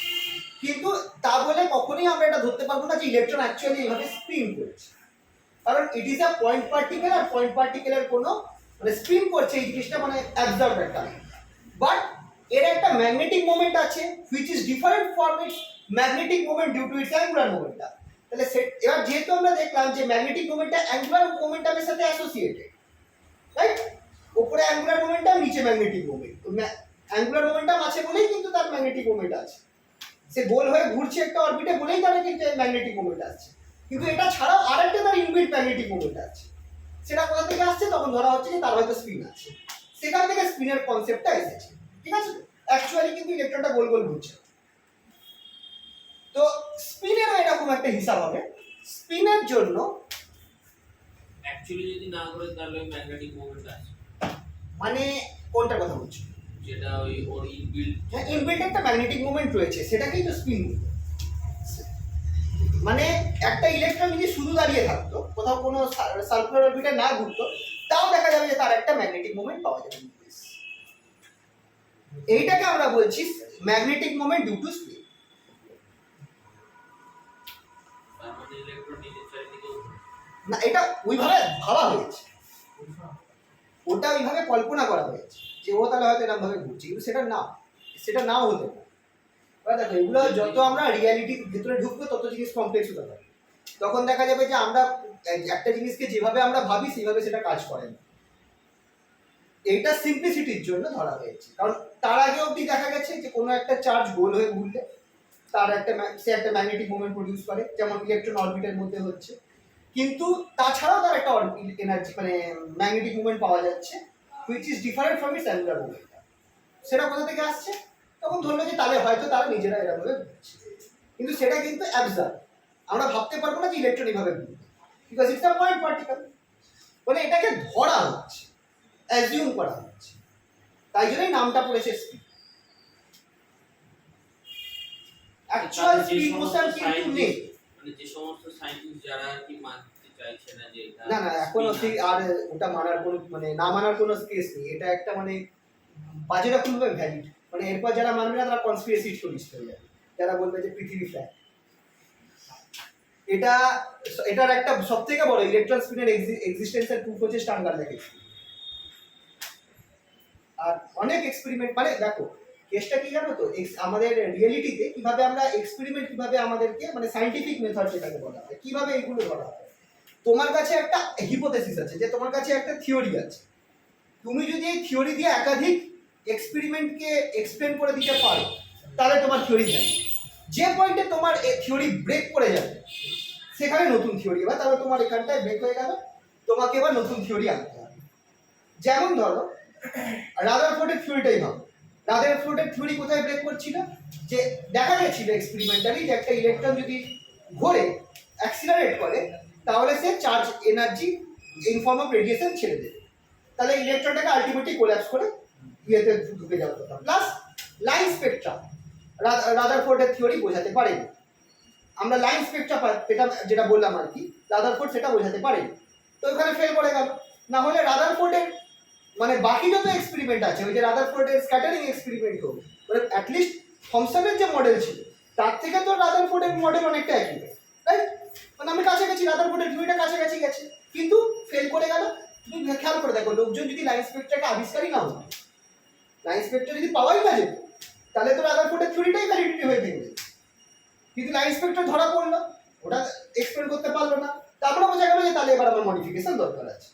তখন এলেন বোর, উনি ওনার থিওরিটা অনেকটা ভ্যালিড, অনেক বেশি ভ্যালিড, বা বলতে পারো যে অ্যাটমিক থিওরির বেস হতো। স্টার্টিং অ্যাটমিক থিওরি এখনো যদি তোমরা দেখো ইন্টারনেটে অ্যাটম বলে সার্চ করো, তুমি কিন্তু বোরের ছবিটাই পাবে। বোর মডেল কিন্তু বেস, তোমাকে হুট করে কিন্তু হাইড্রোজেনের কেউ দেবে না। তুমি গুগল সার্চ করো, ইমেজ সার্চ করো, যত অ্যাটমের ছবি পাবে তোমরা কিন্তু বেশিরভাগ অ্যাটমিক পিকচার কিন্তু এটা বেস, এটা অ্যাকচুয়াল সব থেকে ক্লোজ, ঠিক আছে, যতটা আসে গেছে। তো বোর থিওরি পাওয়া গেল। এরপর বোর থিওরি কোথায় ফেল করলো? যখন ম্যাগনেটিক ফিল্ডের মধ্যে তোমাকে সোর্সটাকে রাখা হচ্ছে, অ্যাটমসগুলোকে রাখা হচ্ছে, তখন লাইনগুলো স্প্লিট করে যাচ্ছে। একটা লাল রেড লাইন ছিল, সেটা ভেঙে দুটো রেড লাইন দেখা যাচ্ছে। ইয়েলো লাইন একটা ছিল, সেটা ভেঙে তিনটে ইয়েলো লাইন দেখা যাচ্ছে। এটাকে আর বোর থিওরি। প্লাস এমন ইলেকট্রন এমন অ্যাটমস যার মধ্যে একের বেশি ইলেকট্রন আছে তাদেরকেও বোর থিওরি এক্সপ্লেন করতে পারছে না, তো এখানে গিয়ে বোর ফেল করে গেল। তো এবার সেটাকে বাঁচানোর জন্য কি এলো, সোমারফিল্ড এলো। এবার দেখো বোর থিওরি কিন্তু অনেকটা কারেক্ট, তাই জন্য সোমারফিল্ড কিন্তু নিজস্ব আলাদা থিওরি দেয়নি, ওটাকে মডিফাইড করলো বোর সোমারফিল্ড থিওরি, মানে ওটার উপর দাঁড়িয়েই ওটার ক্যাসেলটা তৈরি করা যায়। তারপর সোমারফিল্ড ওর মধ্যে অ্যাঙ্গুলার মোমেন্টাম আর স্পিনের কনসেপ্টটাকে ঢোকালেন। তারপর সেখান থেকে যে বোর সোমারফিল্ড মডেল, যেখানে যার পর আমরা ওই চারখানা কোয়ান্টাম নাম্বার যেটা আমরা পেলাম SPDF, তারপর 1s2 2s2 2p6, এই যে পুরো ইলেকট্রনিক কনফিগারেশন, এই পুরো জিনিসটা বোর সোমারফিল্ড থিওরির উপর দাঁড়িয়ে রয়েছে, মানে এইভাবে আসছে। আবার যদি কখনো এবার এগুলো আরো ডেভেলপ করে গেছে, আমরা এই অবধি পড়ছি, ডেভেলপমেন্ট এইভাবে হয় একটা থিওরি, কারণ তুমি অ্যাকচুয়ালটা এখনো জানো না যে অ্যাকচুয়ালি কি আছে, বলা যায় না ভবিষ্যৎ, এটাই জন্য বলে যে বলা যায় না হয়তো ভবিষ্যতে দেখা গেল যে অ্যাটম ফ্যাটম নেই কিছু, কথার কথা বলছি, যে মানে যেরকম ভাবে আমরা অ্যাটম ভাবছি সেরকম ভাবে নেই, তার বলে কি একদম অ্যাটম বলে কিছু নেই তা নয়, যেরকম ভাবে আমরা ভাবছি আমাদের যে মেন্টাল পিকচারটা রয়েছে অ্যাটমে, সেইরকম ভাবে অ্যাটমটা এক্সিস্ট করছে না, ওটার অন্যরকম একটা ব্যাপার আছে।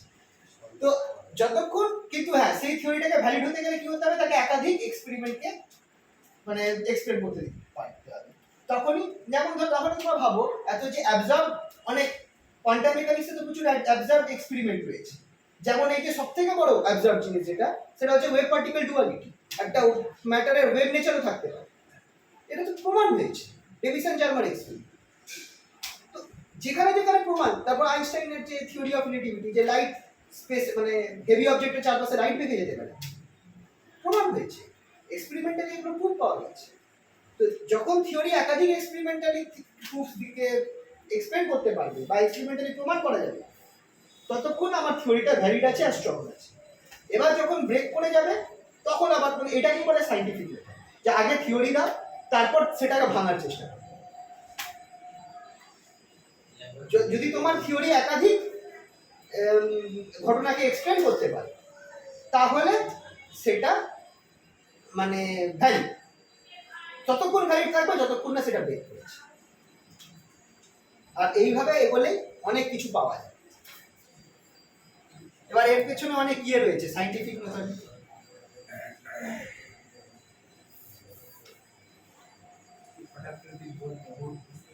আচ্ছা, ম্যাগনেটিক মোমেন্ট যেটা আছে, স্পিন ম্যাগনেটিক, তাহলে এবার দেখো তাহলে সেই হিসাবে কিন্তু স্পিন ম্যাগনেটিক মোমেন্টের কনসেপ্ট সেটা কিন্তু আনা হয়েছিল জাস্ট ইয়ে করার জন্য, যে যে স্পিন অ্যাঙ্গুলার মোমেন্টামটা রয়েছে সেটা, বা সরি স্পিন অ্যাঙ্গুলার মোমেন্টামের কনসেপ্ট, স্পিনের কনসেপ্টটাকে আনা হয়েছিল জাস্ট এটা বোঝার জন্য যে এই ইলেকট্রনের যে একটা ইনবিল্ট ম্যাগনেটিক মোমেন্ট আছে সেটা বোঝার জন্য। তো সেই ক্ষেত্রে আমরা বলতে পারি যে μs এটা হচ্ছে স্পিন ম্যাগনেটিক মোমেন্ট,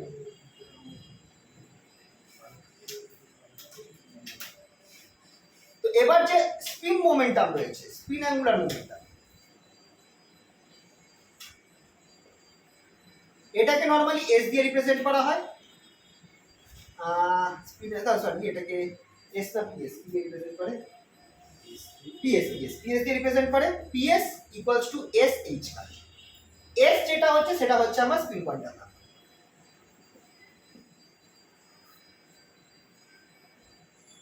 s এর ভ্যালু ইলেকট্রনের জন্য হাফ, প্লাস মাইনাস হাফ না, কিন্তু প্লাস মাইনাস আবার ম্যাগনেটিক স্পিনের জন্য হয়, শুধু স্পিন কোয়ান্টাম নাম্বার কিন্তু হাফ। তাহলে এটার ক্ষেত্রে আমার জাইরোম্যাগনেটিক রেশিও রয়েছে,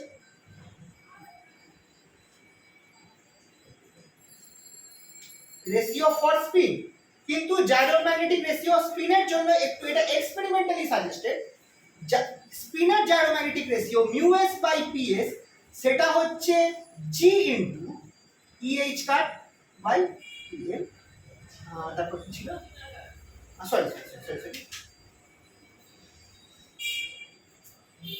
g into eh cut by, যেটা হচ্ছে বোর ম্যাগনেট। এখানে একটা g ফ্যাক্টর রয়েছে, g equals to 2 from experiments. এই যে জি টার্ম আছে, জি ফ্যাক্টর যেটা রয়েছে, এটা সাথে ল্যান্ডে জি ফ্যাক্টর সাথে আমরা ভুলিও না, এই যে জি টার্ম যেটা স্পিনের জাইরোম্যাগনেটিক রেশিও মানে নরমাল তুমি যদি অ্যাঙ্গুলার মোমেন্টামের জাইরোম্যাগনেটিক রেশিও করো mu L by p l, সেটা কিন্তু just EH square by 2m হবে। কিন্তু স্পিন জাইরোম্যাগনেটিক রেশিওতে জি টার্ম আছে which is equal to 2, যেটা এক্সপেরিমেন্ট থেকে পাওয়া যাচ্ছে। হ্যাঁ? এটা একটা ফ্যাক্টর। হ্যাঁ, এইচ কার্ডটা দেওয়া নেই এখানে। এইচ কার্ড থাকবে। ও দাঁড়া না, সরি এইচ কার্ড হবে না, এইচ কার্ড ওখানে না, এস হবে না। এই পিএস টা ঢুকলে আবার এস এইচ কার্ড আসছে। Sorry e by 2, e by 2। আগেরটা কি বেরিয়েছিল? মিউ এল বাই পি এলটা কি ছিল? ই বাই 2m বেরিয়েছিল না? ই বাই 2m বেরিয়েছিল।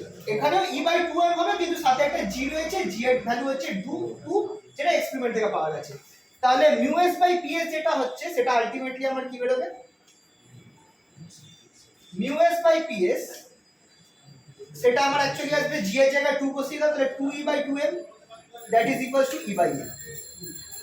এবার মিউ এস ইকুয়ালস টু, তাহলে আমার কি হয়ে যাবে? E by m into PS which is equal to ps এর মানটা বসিয়ে দাও, এই জিনিসটা এস এইচ কাট, তাহলে ই এইচ কাট বাই, আচ্ছা 2m, আচ্ছা এটাকে এক কাজ করি, 2টা রাখি, না হলে বোর ম্যাগনেটরকে ঢোকাতে পারবো না। 2টাকে আপাতত আমি রাখছি। তাহলে আমার এখানটায় হয়ে যাচ্ছে s into e h cut 2s into e h cut by 2, that is equals to 2s।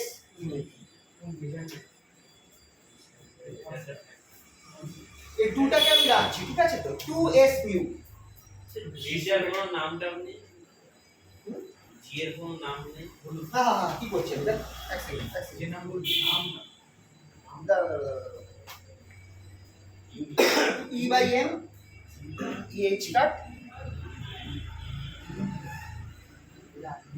ও হ্যাঁ ঠিকই তো বলো, পিএস এর ভ্যালুটা 2s আর এখানটায় e h cut 2s by mu. হ্যাঁ 2s বাই মিউ এটা বেরিয়েছে। এবার s এর ভ্যালু কত? s এর ভ্যালু কত স্পিনে? হাফ, তাহলে 2 into half into mu b, তাহলে আলটিমেটলি আমার মিউ বি বেরোচ্ছে। তাহলে মিউ এস যেটা, সেটা আমার বোর ম্যাগনেটিউডের সমান, মিউ বির সমান। খেয়াল করবে mu S equals to mu B.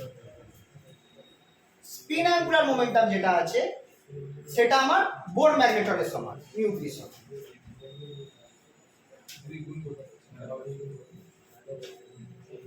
কি বলছিলে? কিসের নাম জিজ্ঞেস করলে বুঝলাম না। জিটাকে জি ফ্যাক্টর, জিটার সেরকম নাম আমার মাথায় আসছে না। না জি ফ্যাক্টরটা অ্যাকচুয়ালি পরে আরেকটা তোমরা জি ফ্যাক্টর পাবে, সেটা হচ্ছে ল্যান্ডে জি ফ্যাক্টর। এখানটা এটা একটা জিএস, এটাকে তুমি একটা স্পিন ফ্যাক্টর বলতে পারো। স্পিন ফ্যাক্টর স্যার এটা আসছে কি এই কারণে যে যখন এটা experiment এক্সপেরিমেন্ট করছে তখন দেখছি ই বাই একটা এর সাথে একটা টু টার্ম চলে আসে অবভিয়াসলি, ওইভাবে ওটাকে নেওয়া হয়। ঠিক আছে? আচ্ছা তাহলে এই অবধি, তাহলে আচ্ছা তাহলে স্পিন আর বোর ম্যাগনেট্রন এইগুলো আইডিয়া হয়েছে। এবার আসছি স্পেস কোয়ান্টাইজেশন।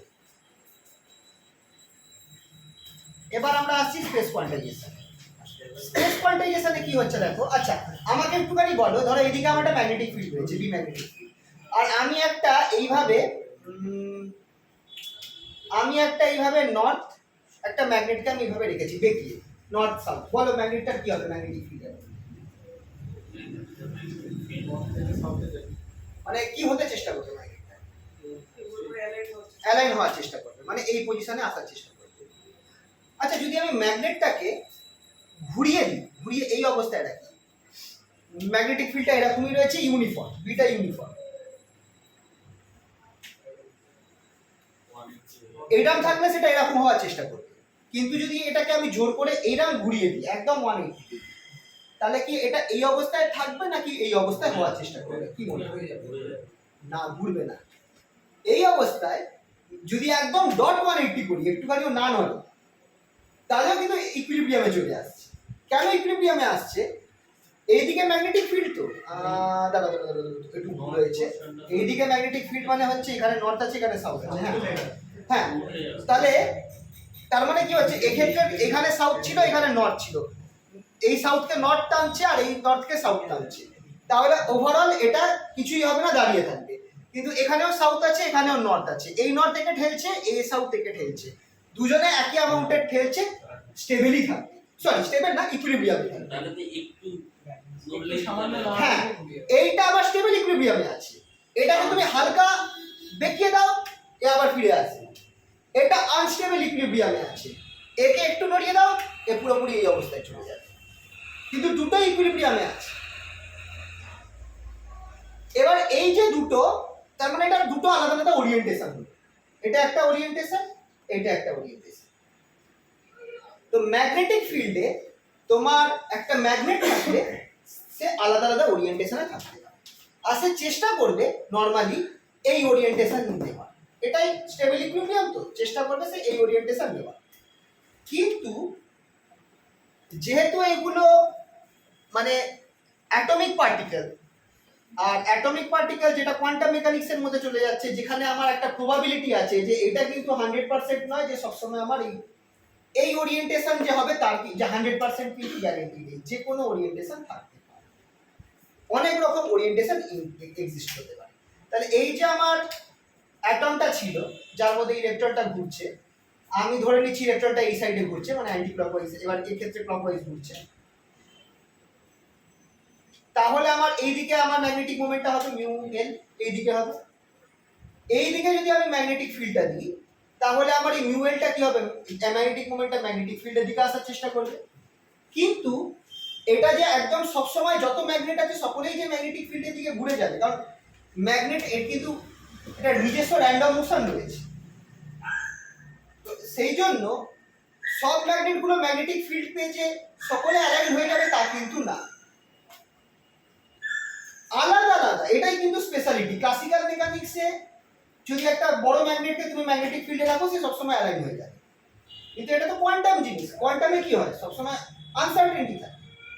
তো এখানটায় সেরকম একটা ব্যাপার আছে, এটা যে সবসময় এই ওরিয়েন্টেশন হয়ে যাবে তা নয়, এর আলাদা আলাদা টাইপের ওরিয়েন্টেশন পসিবল আছে। কিরকম ওরিয়েন্টেশন? একটা কেস হতে পারে যে ম্যাগনেটিক ফিল্ড পুরো এফেক্টই করছে না, সেই অবস্থায় ম্যাগনেটটা এই দিকে ম্যাগনেটিক মোমেন্টটা থাকবে, ম্যাগনেটিক ফিল্ডটার উপর কোনো এফেক্টই করছে না, এই অবস্থাটাকে আমি জিরো ধরবো। জিরো কেন? কারণ কোনো নো এফেক্ট।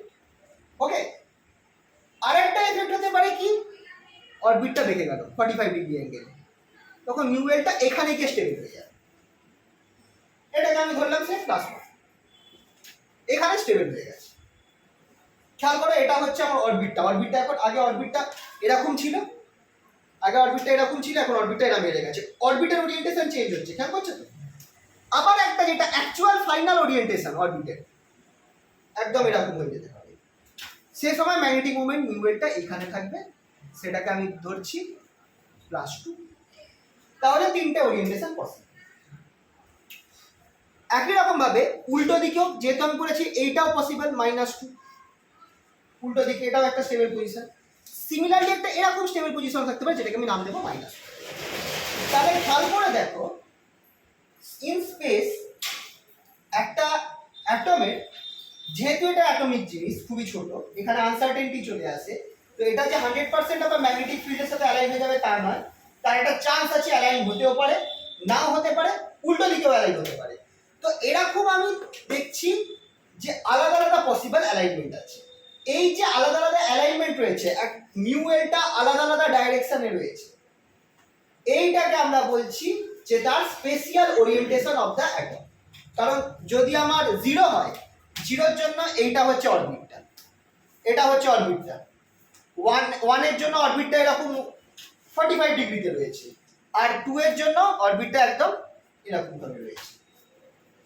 বুঝতে পারছো তো? অরবিটার আলাদা আলাদা ওরিয়েন্টেশন হতে পারে ম্যাগনেটিক ফিল্ডের মধ্যে, ম্যাগনেটিক ফিল্ড দেওয়া আছে তখনই হবে, ম্যাগনেটিক ফিল্ড না থাকলে কিন্তু হবে না। ম্যাক্সিমাম তিনটেই হতে পারে, তিনের বেশি হবে না, এবার ওটাই, আর আরেকটা কেস কেন 3 হলো, না তো 100 খানা এরকম ওরিয়েন্টেশন হতে পারে।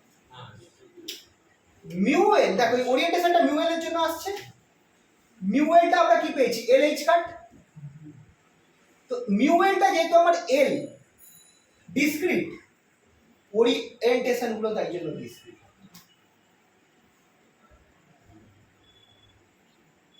মিউএলটা এল এর উপর নির্ভর করছে, মিউএলটা এল এর উপর নির্ভর করছে, এলটা যেহেতু ডিসক্রিট তার মানে মিউএল ডিসক্রিট, এল এর যেহেতু আবার কি কটা ভ্যালু হতে পারে 0 1 2 0 1 2 3 এরকম ভ্যালু হতে পারে, মিউএলও সেরকম ডিসক্রিট হবে, সেরকমই আমার ওরিয়েন্টেশন এরকম।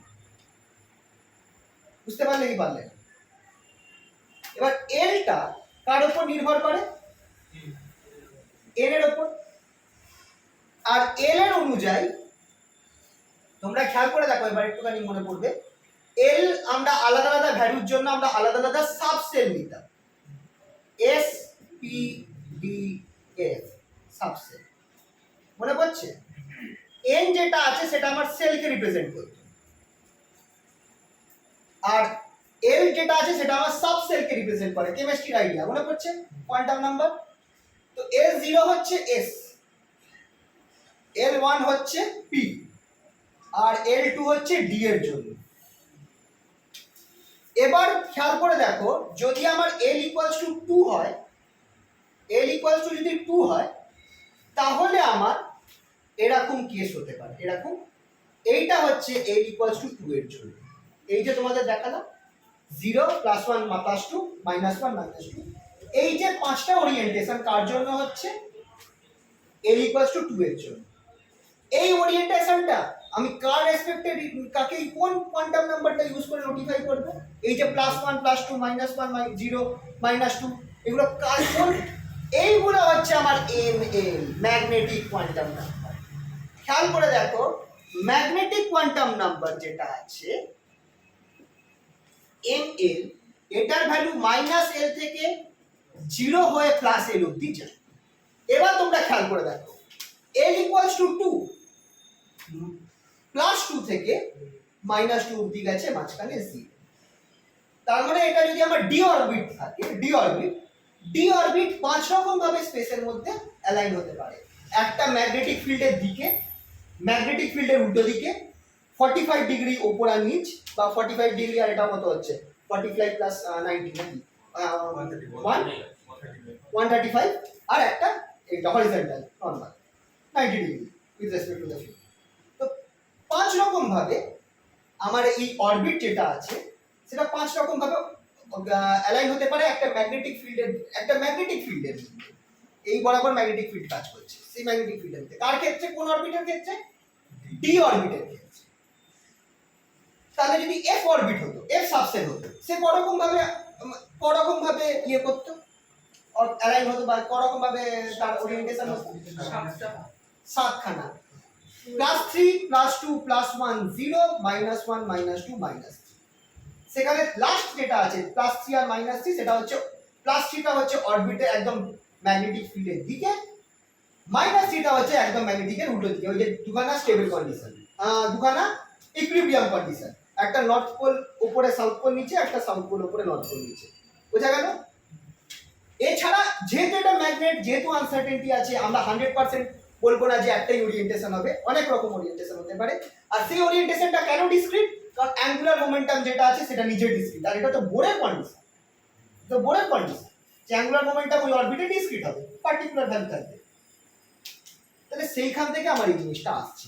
তাহলে এবার আমাকে বলো, স্পেস কোয়ান্টাইজেশন কি জিনিস? বোঝা গেছে তো। ম্যাগনেটিক ফিল্ডের জন্য এই যে অ্যাটমের যে ম্যাগনেটিক মোমেন্টটা আছে সেটা আলাদা আলাদা ডাইরেকশনে অ্যালাইন হবে, আর এটার সাথে সাথে আমার যে অরবিটটা রয়েছে, অরবিটটারও আলাদা আলাদা রকম ভাবে অ্যালাইন হয়ে যাবে। অ্যাটমের যে অরবিটটা সেটাও আলাদা আলাদা রকম ভাবে অ্যালাইন হয়ে যাবে ইন স্পেস। এটা, আর এই যে অ্যালাইনমেন্টটা, এই ওরিয়েন্টেশনটা, এটা নিজেও কোয়ান্টাইজড। সব ধরনের ওরিয়েন্টেশন পসিবল না, কিছু কিছু সংখ্যক ওরিয়েন্টেশন পসিবল, যেটা আমার কার উপর নির্ভর করছে? এল এর উপর নির্ভর করছে। সেখান থেকে আমি আরেকটা কোয়ান্টাম নাম্বার আসছি, যেটা হচ্ছে এম এর কোয়ান্টাম নাম্বার, যেটাকে আমরা বলি হচ্ছে ম্যাগনেটিক কোয়ান্টাম নাম্বার। তো ওইখান থেকে এইটা হচ্ছে আমার concept of speech quantisation. L equals two 3 এর জন্য দেখবে ছবি দেওয়া আছে পিডিএফ এর মধ্যে, দেখবে +3 থেকে -3, বইতেও আছে, এটা বইয়ের পার্টটা। বলো, জিনিসটা বোঝা গেল সকলে? এটা শুধুমাত্র ম্যাগনেটিক ফিল্ড থাকলে এরকম আলাদা ওরিয়েন্টেশন আছে? অবভিয়াস, ম্যাগনেটিক ফিল্ড না থাকলে যে কোনো আরবিট্রারি ওরিয়েন্টেশন হতে পারে। কিন্তু এখানে কেস হচ্ছে ওরিয়েন্টেশন বা ডিস্ক। এবার প্রশ্ন আসতে পারে যে ঠিক আছে ওরিয়েন্টেশন, কিন্তু এতে আমার স্পেকট্রাল লাইন স্প্লিটিং এর সাথে কি সম্পর্ক?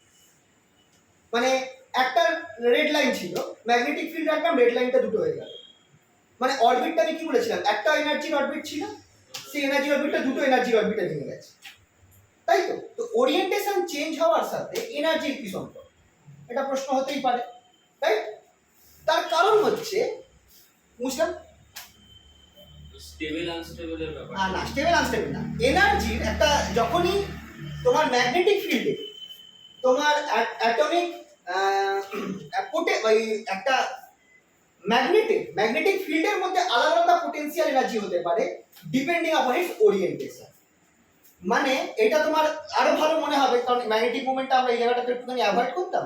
ইলেকট্রিক ফিল্ড নিয়ে তোমরা পড়েছো, ইলেকট্রিক ফিল্ডের মধ্যে যদি আমরা একটা ডাইপোল রেখে দিই, যদি আমরা ইলেকট্রিক ফিল্ডে একটা ডাইপোল রেখে দিই, ধরো যেটা আমার ইলেকট্রিক ফিল্ডের সাথে এই বরাবরটা ডাইপোল মোমেন্ট পি, এটা ধরো থিটা অ্যাঙ্গেল করে রয়েছে ইলেকট্রিক ফিল্ডের মধ্যে, তাহলে এই ডাইপোলের যে potential energy minus P dot E, মনে পড়েছে? তার মানে একটা ডাইপোল, এটা ইলেকট্রিক ফিল্ডের ক্ষেত্রে বলছি, একটা ডাইপোল ইলেকট্রিক ফিল্ডের মধ্যে কোন ওরিয়েন্টেশনে আছে সেই অনুযায়ী তার এনার্জি হবে। সেটা অবভিয়াসলি নির্ভর করছে আমার এই অ্যাঙ্গেলের উপর, থিটা অ্যাঙ্গেলের মতো পি কস থিটা। সিমিলারলি এটাকে আমরা ম্যাগনেটিক ফিল্ড যদি ঢুকিয়ে দিই এখানটায়, আর এটাকে আমি একটা ম্যাগনেট দিয়ে দিই মিউ করে দিই, আর এখানে ম্যাগনেটিক ফিল্ড বি দিয়ে দিই, তাহলে আমার এখানটায় হয়ে যাবে মিউ আর এখানে হয়ে যাবে বি, এখানে চলে যাচ্ছে mu b cos theta, mu b cos theta. এবার একটা জিনিস দেখো, কস থিটা ম্যাগনেটের এই মিউটা কি কি অ্যাঙ্গেল করে রেখেছে বি এর সাথে তার উপর নির্ভর করছে। তো এইরাম থাকা মানে 0, সরি এইরাম থাকা মানে 90 ডিগ্রি, এটা হচ্ছে 45 ডিগ্রি, আর এই বরাবর থাকা মানে হচ্ছে 0 ডিগ্রি। এইটা 180 ডিগ্রি, এটা হচ্ছে কত বলেছিল 135 ডিগ্রি। তার মানে আলাদা আলাদা, তাহলে এই তিনটের আলাদা আলাদা পোটেনশিয়াল এনার্জি হবে। তিনটে বলছি, কটা আছে? পাঁচটা। এই পাঁচটার আলাদা আলাদা পোটেনশিয়াল এনার্জি হচ্ছে, কারণ অ্যাঙ্গেলগুলো আলাদা, রাইট? এই কারণে আলাদা আলাদা ওরিয়েন্টেশনে আলাদা আলাদা এনার্জি চলে আসে। আর যেমনি আলাদা আলাদা এনার্জি চলে আসবে, তেমনি আমার একটা রেড লাইন দেখছিলাম, দুটো হয়ে গেল, কারণ হায়ার অরবিট থেকে এখন সে কোন ওরিয়েন্টেশনের অরবিটে যাচ্ছে সেটা আমরা জানি। বুঝা গেল?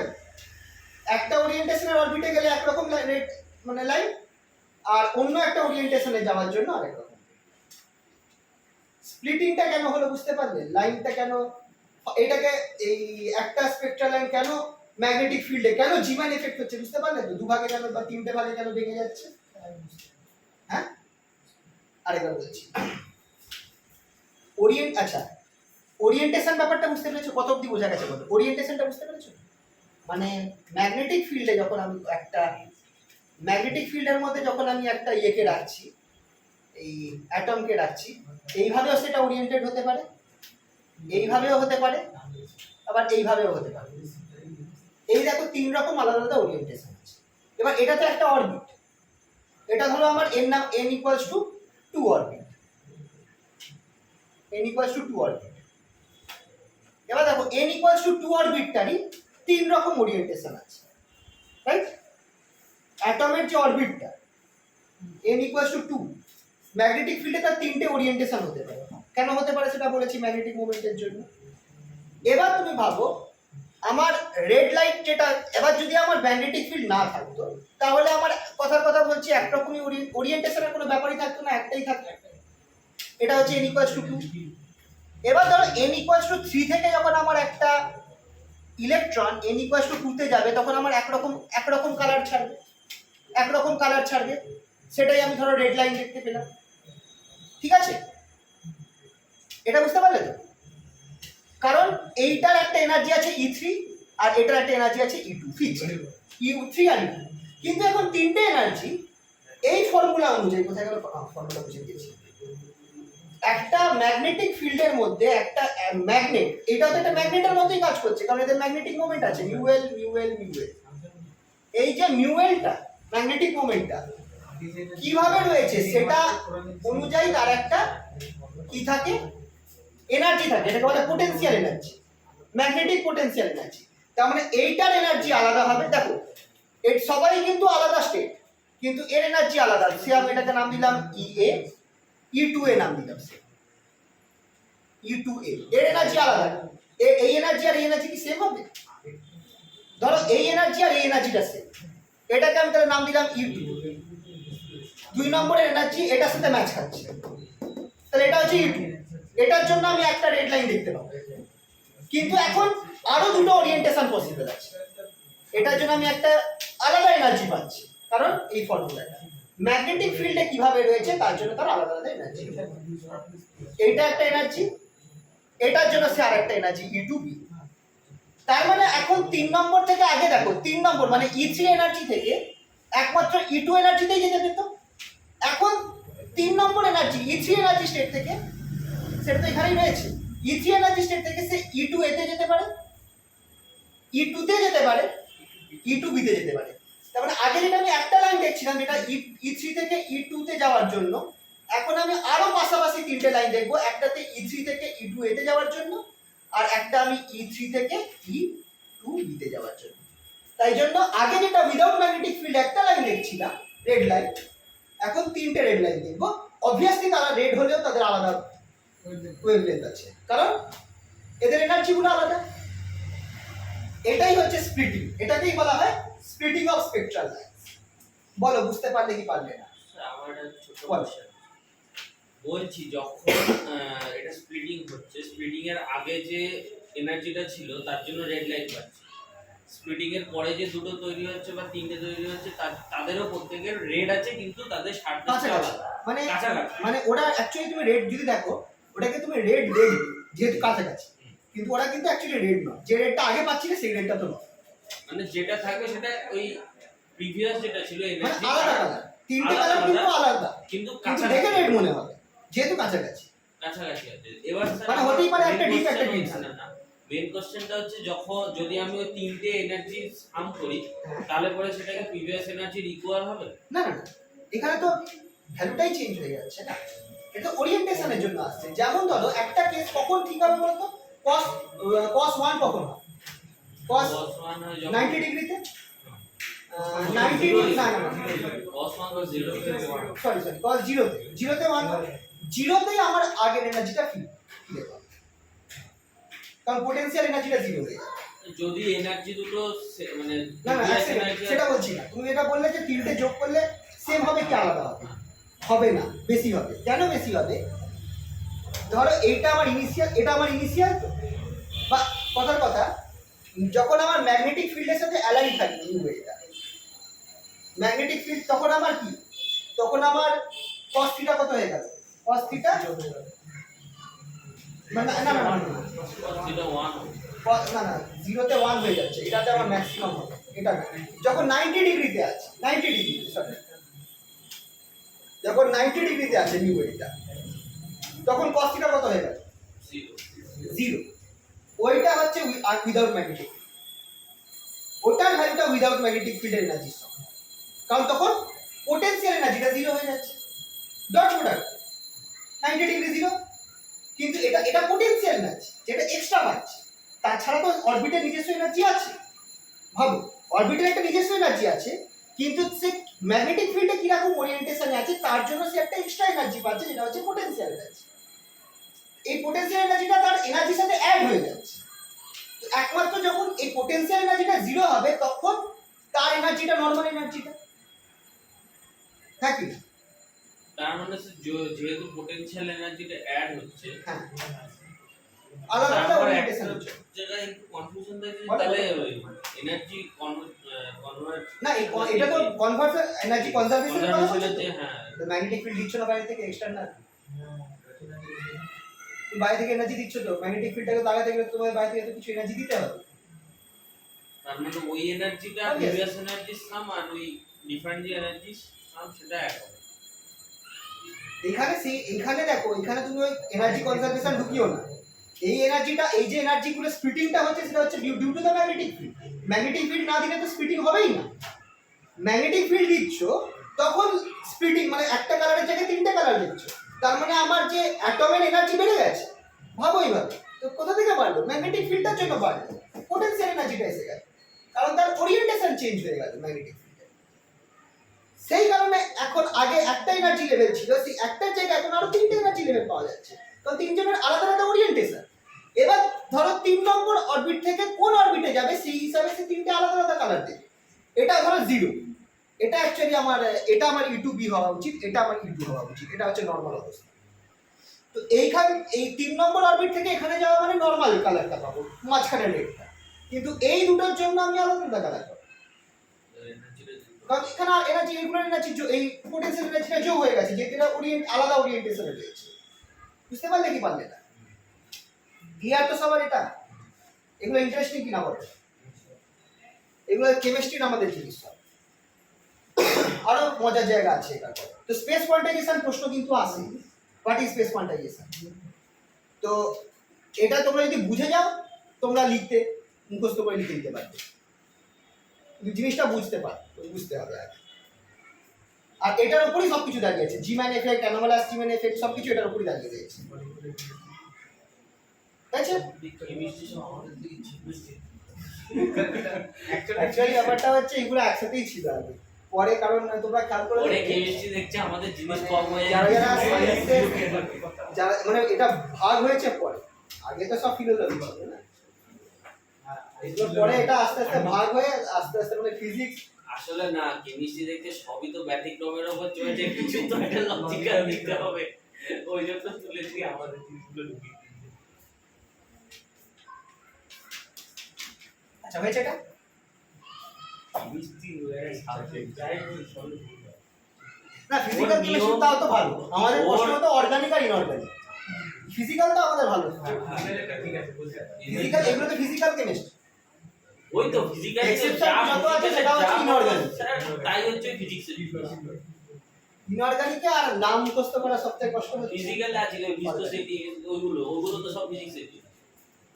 হ্যাঁ, তারপর ওই যে কেমিক্যাল পোটেনশিয়াল যেটা হ্যাঁ, কি ছিল না বলেছি, কাইনেমেটিক্স, হ্যাঁ ইকুইলিব্রিয়া, কেমিক্যাল ইকুইলিব্রিয়া, ব্যাটারির পুরো কনসেপ্ট, ওইগুলো ভালো ছিল। ফিজিক্যাল কেমিস্ট্রি মানে ফিজিক্যাল কেমিস্ট্রিকে বাঁচানো, মেন হচ্ছে ওই রিঅ্যাকশন মুখস্থ করা খুব কষ্ট। ওর থেকে আমাদের পার্টিকেল ইন্টারঅ্যাকশন ইনঅর্গানিক যেটা ও এত বাপরে বাপ চার্টের পর চার্ট। আচ্ছা তাহলে এটা গেল স্পেস কোয়ান্টাইজেশন হলো, এটা আছে। আচ্ছা কোয়ান্টাম নাম্বারগুলো এবার একটুখানি হালকা রিভিশন দেওয়া যাক। কোয়ান্টাম নাম্বার কি কি আছে? Principal n equals to 0, n 1 2 3 up till infinity হতে পারে। কে সেল, এটা সেল সংখ্যাকে রিপ্রেজেন্ট করে, সেল রেডিয়াস এনার্জি, মানে অ্যাকচুয়ালি রেডিয়াস বলবো না, এখানে সাইজ বলাটা বেশি ভালো হয়, সাইজ আর এনার্জি। তার মানে প্রিন্সিপাল কোয়ান্টাম নাম্বার আমার সাইজ কত বড় হবে আর এনার্জি কত হবে সেটাকে রিপ্রেজেন্ট করছে। m equals to 1 হচ্ছে কে সেল, n equals to 2 হচ্ছে কে এল এম, এরকম চলতে থাকে। এই সেল সংখ্যা মনে পড়ছে, কে সেল, কে ক্যাপচার ইলেকট্রন, কে ক্যাপচার, মানে প্রথম সেলটার মধ্যে যে ইয়ে হচ্ছে প্রিন্সিপাল কোয়ান্টাম নাম্বার। তারপরে আসছে আমার নেক্সট যেটা, সেটা হচ্ছে আমার অরবিটাল কোয়ান্টাম নাম্বার, অরবিটাল বা অ্যাঙ্গুলার মোমেন্টাম। এইটা হচ্ছে এল, যেটা আমরা আগে বললাম, এটার ভ্যালু যাবে স্টার্টিং ফ্রম 0 টু n - 1 অবধি যাবে, তাহলে 10। আর এটার কি কি হতে পারে, এটা আমার কি কি ডিটারমাইন করছে, shape of the orbit determine করছে, shape of the orbit and angular momentum determine করছে। স্যার বল। এই ডাম্বেল শেপ যেটা, ডাম্বেল শেপ পি অরবিটালে যে ডাম্বেল শেপ অরবিটাল, ওর ডাম্বেল কি সেন্টারে নিউক্লিয়াস থাকে এরকম করে? না না, ব্যাপারটা হচ্ছে অরবিটটা সেন্টারে, এটা তো পুরোটাই অ্যাজাম্পশন। মানে হ্যাঁ কিভাবে থাকে সেটা বলা মুশকিল, মানে অ্যাকচুয়ালি এইভাবে অরবিটালের শেপটা শেপটা ওই কারণে হয়, মানে এইভাবে ঘুরছে আর কি। এবার না সেন্টারে মেবি থাকবে, ভাবতে গেলে অন্যরকম হবে। এটা আমরা ফোকাসে থাকবার মতো কিছু ব্যাপার আছে, আমি কিন্তু এই ব্যাপারগুলো আমরা অত ডিটেইলস জানা না। অ্যাকচুয়ালি স্যার এটা তো যখন আমরা দেখি যে এরকম ডাম্বেল শেপে এখানে ক্রস করছে, ওটা তো অ্যাকচুয়ালি ক্রস করে, এটা 3D তে দেখতে গেলে উপর নিচ দিয়ে যায় মনে হয়। মানে টাচটা না ক্রস করে ইলেকট্রন তো ধাক্কা খাওয়ার সম্ভাবনা নেই, মানে ইলেকট্রনটা এইভাবে মুভ করছে এই ইনফিনিটি সেট, বুঝতে পারছো? না মানে কি ওটা তো স্পিডিং এ আমরা দেখছি এরকম বেশি মাঝখানে কম ওটা তো প্রবাবিলিটি, কোথায় পাওয়া যাওয়ার প্রবাবিলিটি। হ্যাঁ কিন্তু যেটা আমরা দেখি না অরবাইটালস, যে 3D পিকচারটা, ওটা কিন্তু প্রবাবিলিটিটাকে রিপ্রেজেন্ট করে। এটা আমরা এলিভেশন পাঁচটা পরস্পরকে ক্রস করে। ক্রস করতেই পারে, ক্রস করতে ওটা তো পজিশন, রাস্তা রাস্তা ক্রস করে না নিজেকে। যদি ক্রস করে তিনটে থাকে আমার এবার তাহলে সে যদি ক্রস করে, ঠিক আছে, তাহলে পরে তো ওর সেন্টারে নিউক্লিয়াস থাকার কথা। না এবার সেন্টারে থাকছে কোথায় থাকছে সেটা বলা মুশকিল। এবার সে নিউক্লিয়াসকে তো নিশ্চয়ই touch যদি করবে। সেন্টারে না থাকে তাহলে তো ইলেকট্রন না না এবার ওখানে একটু দেখতে হবে জায়গাটা আমার এতটা ভালো লাগে না। যেখানে ক্রস করে আমরা actually আমার কাছে স্যার একটা থিওরি আছে। দেখতে হবে। নিউক্লিয়াসটা সেন্টারে রয়েছে, এবার ইলেকট্রনটা যেটা রয়েছে ওটা 3D তেই ঘুরছে, কিন্তু ব্যাপারটা ওটা- হচ্ছে মানে ওরকম ভাবেই ঘুরছে, কিন্তু ব্যাপারটা হচ্ছে এই মানে না, এটা যেটা হচ্ছে elliptical 3D তে আমি বলতে চাইছি। না না সেটা না 3D তে দেখতে গেলে তাহলে ইলিপ্টিক্যাল সেন্টারে অরবিটের কেস তো। ইলিপ্টিক্যাল যে তো তোমার সেন্টারে না থাকতে পারে, ফোকাসে থাকে। এগুলো তো ইলিপ্টিক্যাল অরবিট কি করে হচ্ছে যদি ডাম্বেল শেপ হয়। মানে এবার এটা একটু বলা মুশকিল, কিন্তু এটা দেখতে হবে, এটা দেখতে হবে। কিন্তু এগুলো তো কনসেপ্টটা তো ইলিপ্টিক্যাল অরবিটেরই আসছে না, এই আইডিয়াটা তো ইলিপ্টিক্যাল অরবিট। যাক এখন দেখো ওই ওই এখন নিউক্লিয়াসটা কোথায় আছে ওটাতে নম্বর পাওয়া স্যার যাবে এই না। দেখেন স্যার আমি এক সেকেন্ড বলছি নিউক্লিয়াস কোথায় আছে ওটায় কিন্তু কোনো নম্বর পাওয়া যাবে না, ওখানে পরীক্ষাতে প্রশ্ন করবে না। আর ওটার উত্তর সম্ভবত আছে, ইন্টারনেট সার্চ করতে হবে, নিশ্চয়ই কিছু পাওয়া যাবে। এই দেখ আমি বলছি যদি ব্যাপারটা এরকম ভাবে থাকে এই দিকটা আছে মানে জায়গা শর্ট করে গেছে না সেন্টারে দেখো, সেন্টারে থাকা তা আমাকে বলতে বিষয়টা যদি এরকম থাকে মানে এই এই জায়গাটায় যদি নিউক্লিয়াসটা থাকে আর ইলেকট্রনটা যদি এইরকম ভাবে এই বরাবর কি এরকম স্পিন মানে মোদ্দা কথা মনে হয় নিউক্লিয়াসের মধ্যে ইলেকট্রনটা টাচ করবে, সেইভাবে নিউক্লিয়াসটা থাকবে। টাচ করলে পরে তো ফিউশন ফিউশন চাপ হয়ে না ফিউশন হবে, ক্যাপচার হয়ে যাবে। কি ক্যাপচার? পাস করে যাবে। কে ক্যাপচার হবে? গ্যাস মাঝখানে রয়েছে এই দুই সাইডে ইলেকট্রন ডেনসিটি বেশি আছে, এই এই মাঝখানে কম আছে এরকম এই দুই সাইডে বেশি আছে। শোনো একটা কথা বলবো, এইগুলো আর এগুলো পাবে না, ইন্টারনেট সার্চ করবে, এগুলো নিশ্চয়ই আছে। আমরা এত ডিটেইলস আমরা পড়িনি বলে আমরা পাচ্ছি। আচ্ছা ছাড়ো, এখন ওটা এখন ওই ডিসকাশন বাদ রাখো, এটার অ্যানসার নিশ্চয়ই আছে, ইন্টারনেট দেখতে হবে, পাওয়া যাবে। যদি আমরা অনলাইন করাতাম তাহলে তোমাদের সামনে গুগল সার্চ করে দিই, এখন এখানে করতে পারছি না। মানে এটা তাহলে স্মার্ট বোর্ড নিতে হবে স্যার। সে আমার মানে কিডনি বেচতে হবে। না না স্যার বেশি খুব বেশি দাম। 1.5 লাখ টাকা দাম। হ্যাঁ হ্যাঁ কি? কোচ নেওয়া হয়ে গেছে already। আরে স্যার দেখেন 10-12 টাকাও পাওয়া কি যায়। বলছো? তাহলে তো চলবে না, সে আবার ওই মানে তাহলে স্যার কম্পিউটার মতো একটাই অবস্থা হবে, লাস্টে কাজ করবে না, মারবো স্মার্টফোন। প্রজেক্টটা দিয়ে পড়াতে হবে। ফ্যান বন্ধ করতে হবে, এখানে প্রজেক্টর রাখতে হবে। কোথায় লাগাবো?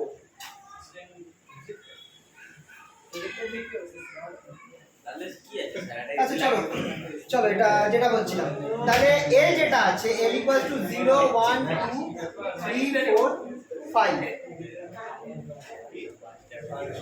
আপ টিল n-1 অবধি যাচ্ছে। Corresponding s p d f g h এইগুলো হচ্ছে আমার করসপন্ডিং সাবসেল, এগুলো হচ্ছে করসপন্ডিং সাবসেল। এগুলো মুখস্থ করতে হবে কিন্তু, কারণ আমাদের এরপর এগুলো কাজে লাগবে। l = 0 s 1 p 2 d 3 f এরকম এগুলোকে মাথায় রাখতে হবে। এটা হচ্ছে আমার অরবিটাল কোয়ান্টাম নাম্বার। এরপর আসছে আমাদের ম্যাগনেটিক কোয়ান্টাম নাম্বার।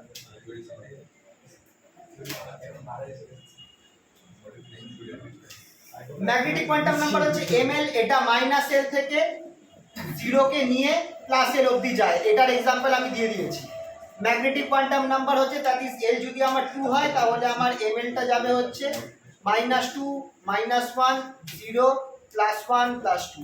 এইটা এই ম্যাগনেটিক এটাই কিন্তু আমার ওরিয়েন্টেশনকে রিপ্রেজেন্ট করে।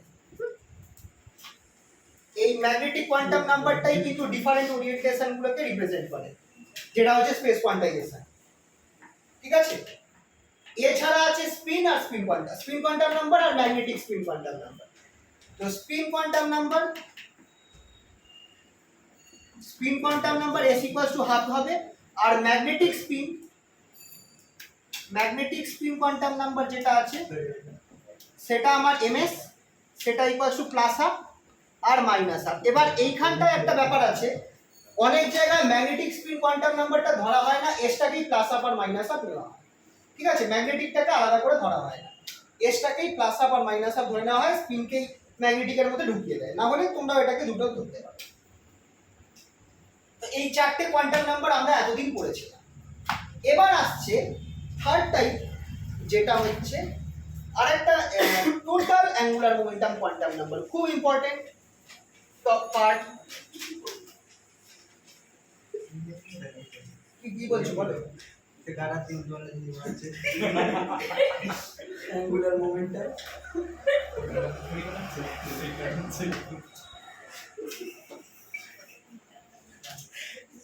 আচ্ছা, এইটা খুব important. Total angular momentum quantum number যে হচ্ছে L প্লাস S, মানে অ্যাঙ্গুলার মোমেন্টাম কোয়ান্টাম নাম্বার আর স্পিন কোয়ান্টাম নাম্বার দুটোকে মিলিয়ে এইটা তৈরি হয়।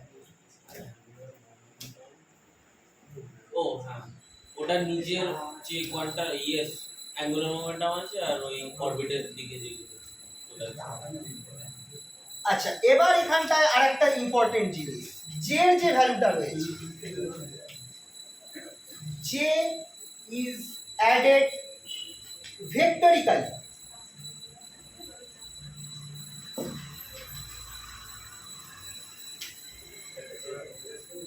এটা একটা ভেক্টর। এই পুরোটাই ভেক্টর, এখানে এইভাবে দেখো ভেক্টর ফর্মে লেখা হয়েছে। কেন লেখা হয়েছে বলছি। এইটা করা angular momentum, total angular momentum quantum নাম্বারটা বেশি ইম্পর্টেন্ট, আর এইটাই আমাদের জিম্যান এফেক্টের ক্ষেত্রে বা সোডিয়াম ডিলাইন্সের ক্ষেত্রে আমার এক্সপ্লেনেশনটা এটাই দেবে। ঠিক আছে, যেটা আছে এই যেটা আমার অ্যাঙ্গুলার মোমেন্টাম আর স্পিনকে অ্যাড করে তৈরি হচ্ছে, আর এই জের ভ্যালু আমার ডিপেন্ড করবে, এটা ভেক্টরিক্যালি অ্যাডেড হবে। কিরকম ভেক্টরিক্যালি অ্যাডেড হবে সেটা একটু আমি বলছি। আচ্ছা, এটা একটু বুঝতে পারি। Find the total angular momentum quantum number of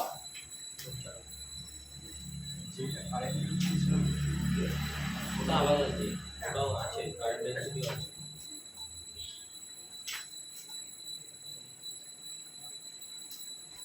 quantum number of an electron in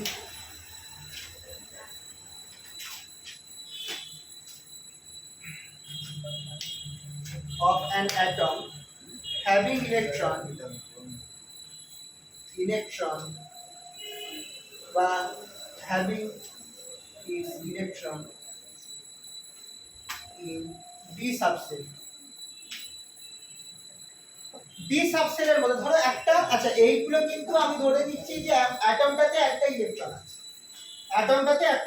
আছে, তাহলে সেই ইলেকট্রনের যে আমার জন্য যে অ্যাঙ্গুলার মোমেন্টাম কোয়ান্টাম নাম্বার আসবে সেইটা আর ইলেকট্রনের স্পিনের কোয়ান্টাম নাম্বারটা মিলিয়ে আমি টোটাল কোয়ান্টাম নাম্বারটা পাবো। ডি সাবসেলে রয়েছে, তার জের ভ্যালু কি হবে?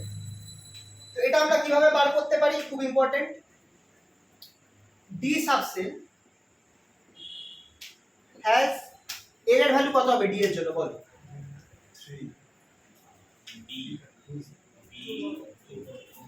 2 s p d, s is 0, p is 1, d is 2, মুখস্থ রাখবে এটা। ডি সাবসেলের জন্য l হচ্ছে 2 s p d। হ্যাঁ, স্প্রেড পার পিস আবার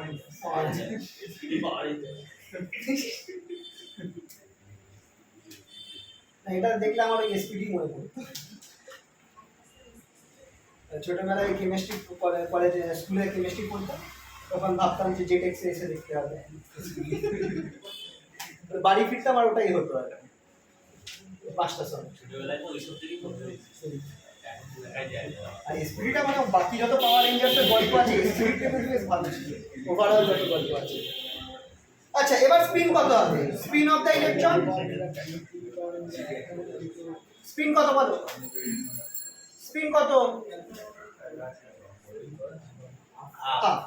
তাহলে এবার যে হবে কত?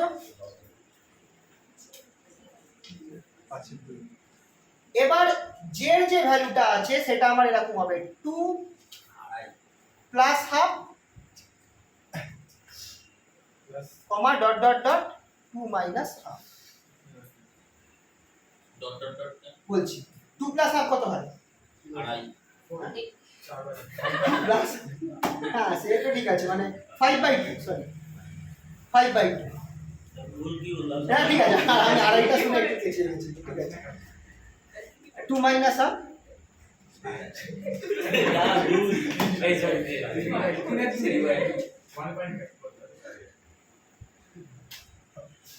তাহলে আচ্ছা এটার ক্ষেত্রে দুটোই হলো, তাহলে আমার দুটো ভ্যালু বেরোচ্ছে, 5/2 একটা বেরোলো আর 3/2 বেরোলো, ঠিক আছে। তাহলে আমার যে দুখানা ভ্যালু হবে, একটা হবে 5/2, একটা হবে 3/2। এবার এখানটায় ডিফারেন্সটা দেখো, যদি আমি ডি সাবসেলের বদলে, চলো এটা কোশ্চেনটা চেঞ্জ করে এফ সাবসেল করে দেওয়া যায়। এবার দেখো সংখ্যাটা কি হবে, 3 এটা 3 হলো, এসটা হাফই রইল, তাহলে এবার জেড ভ্যালু কি হবে, 3 প্লাস হাফ থেকে 3 মাইনাস হাফ অবধি। আচ্ছা এখানে মনে হয় সেমই আসবে, ও মাঝখানে ওই দাঁড়াও, মাঝখানে কি আসছে? এক যোগ হয়ে যাচ্ছে। হ্যাঁ একই হবে 6 মাইনাস 1 দ্যাট ইজ 5, আর এখানটায় 7 একই হচ্ছে, এটাতে আচ্ছা এটাতে একই হবে, sorry। এটা যেহেতু হাফ আছে এটা সেমই আসবে, 7 হবে, আর এটা হচ্ছে আমার 5।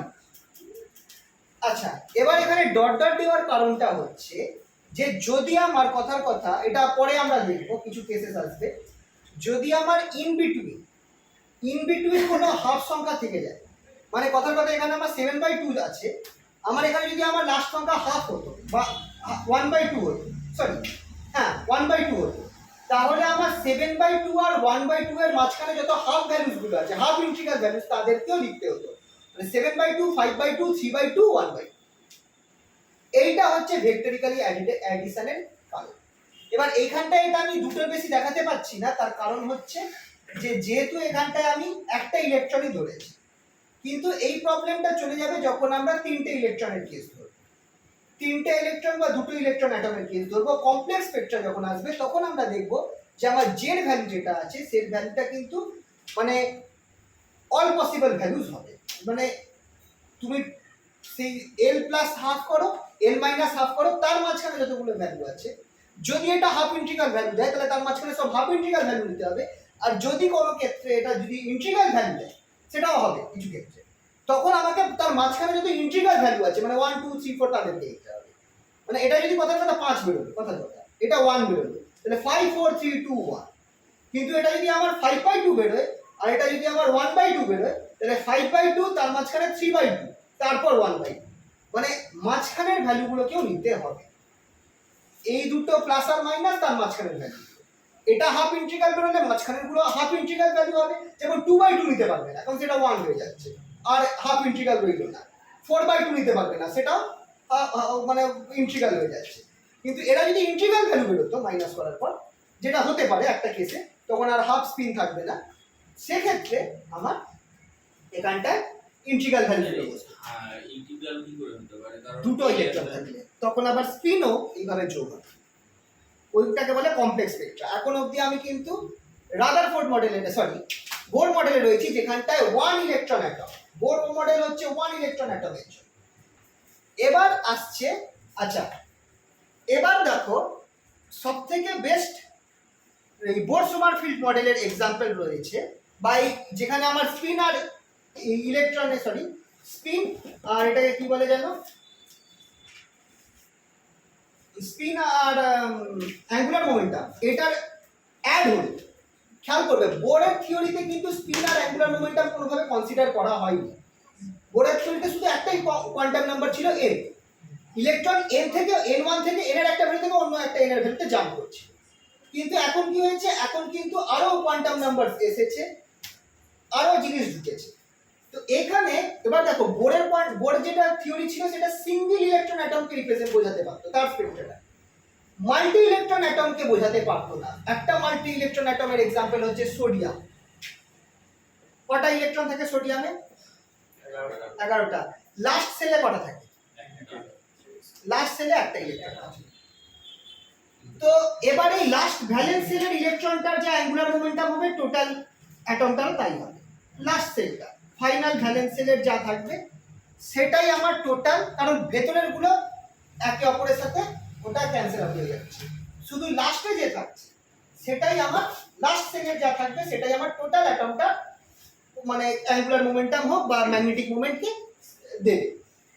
এবার সোডিয়ামে আমরা জানি দুটো লাইন হয়, D1 লাইন আর D2 লাইন, দুটো ইয়েলো কালারের লাইন।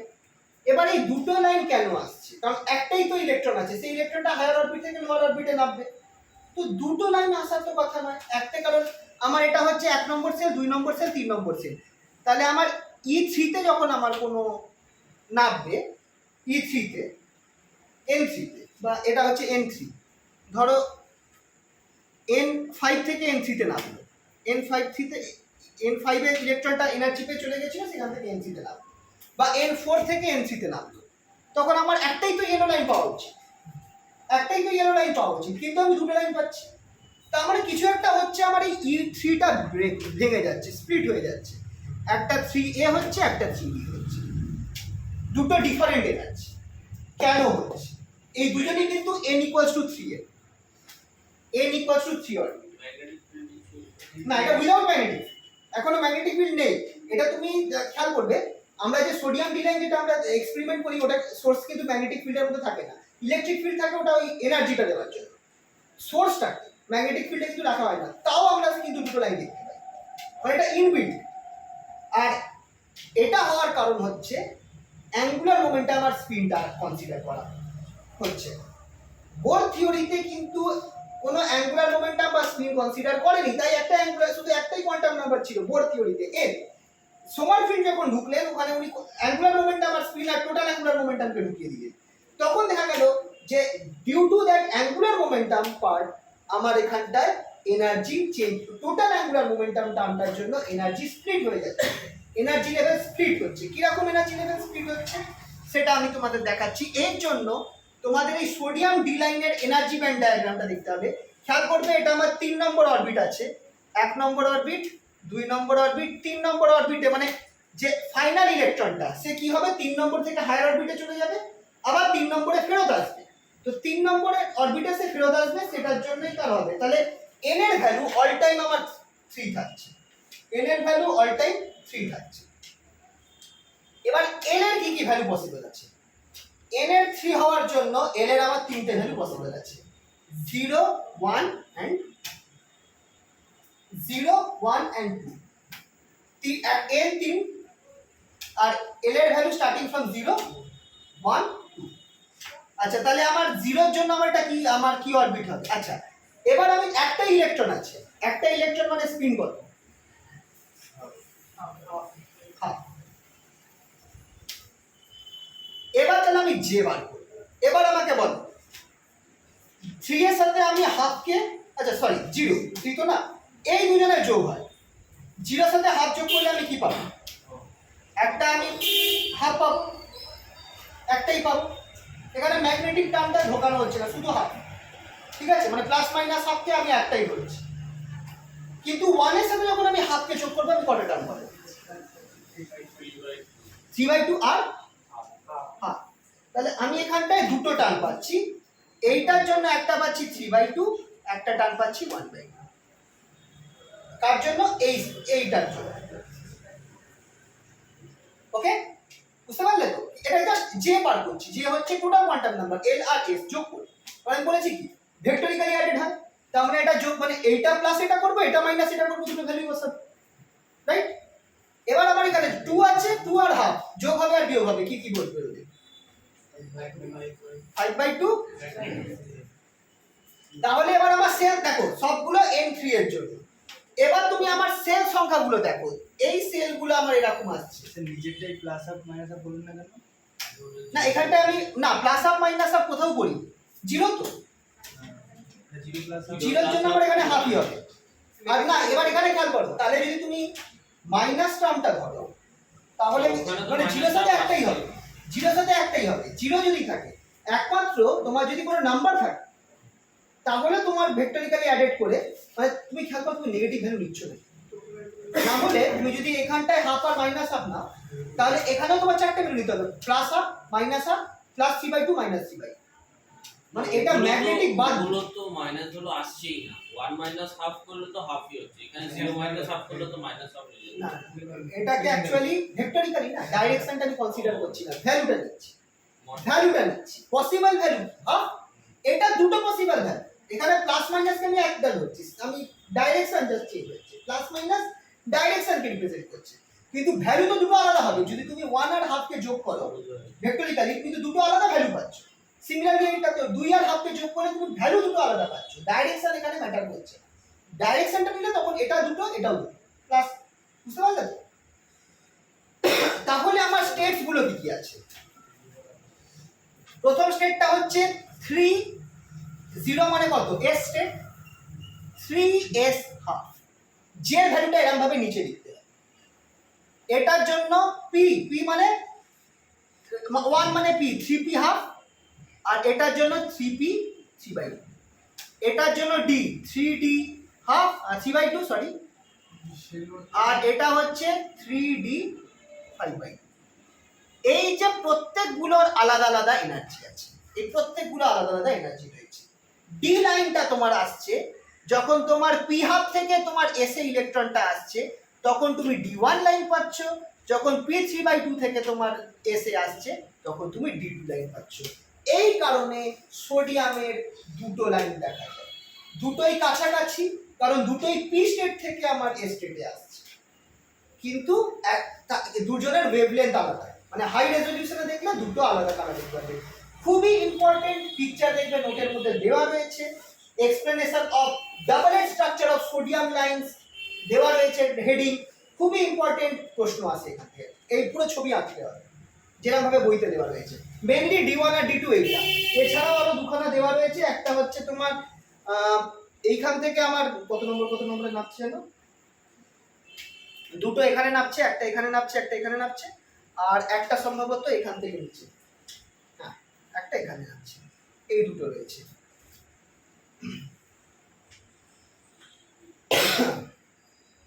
মেইন হচ্ছে এই দুটো, এই পিকচারটা তোমাদের মাথায় রাখতে হবে, এই পিকচারটা কিন্তু দেয় পার্টিকুলারলি ডি লাইনের জন্য।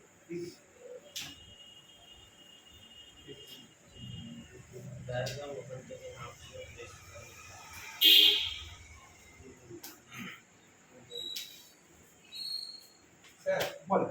বলছি যে আমরা যখন বোর্ডের আগেরগুলো দেখলাম তখন হাইড্রোজেন লাইক অ্যাটমের ক্ষেত্রে দেখলাম যে একটা ইলেকট্রন রয়েছে, কিন্তু সোডিয়ামের ক্ষেত্রে লাস্টে একটা ইলেকট্রন রয়েছে, ভেতরের অরবিটালেও ইলেকট্রন রয়েছে। ওগুলোকে কাউন্ট হচ্ছে না, একমাত্র ভ্যালেন্স সেলে যে ইলেকট্রন থাকবে সেই ইলেকট্রনই, ভ্যালেন্স সেলে যতগুলো ইলেকট্রন আছে তাদের জন্য আমার সেই অ্যাটমটার, কারণ খেয়াল করো বাইরের সেলে যে আছে তার জন্যই কিন্তু অ্যাঙ্গুলার মোমেন্টাম আমার যেটা আছে, বাকি ভেতরে যেগুলো আছে তারা একে অপরের সাথে ক্যান্সেল আউট হয়ে যাচ্ছে, কিন্তু বাইরের সেলে যে থাকছে সেই একটার জন্যই কিন্তু তোমার এই ম্যাগনেটিক মোমেন্ট স্পিন, মানে অ্যাটমের সব প্রপার্টিজ গুলোই বাইরের ইলেকট্রনটার জন্য হচ্ছে, যেটা আউটার মোস্ট সেলে রয়েছে।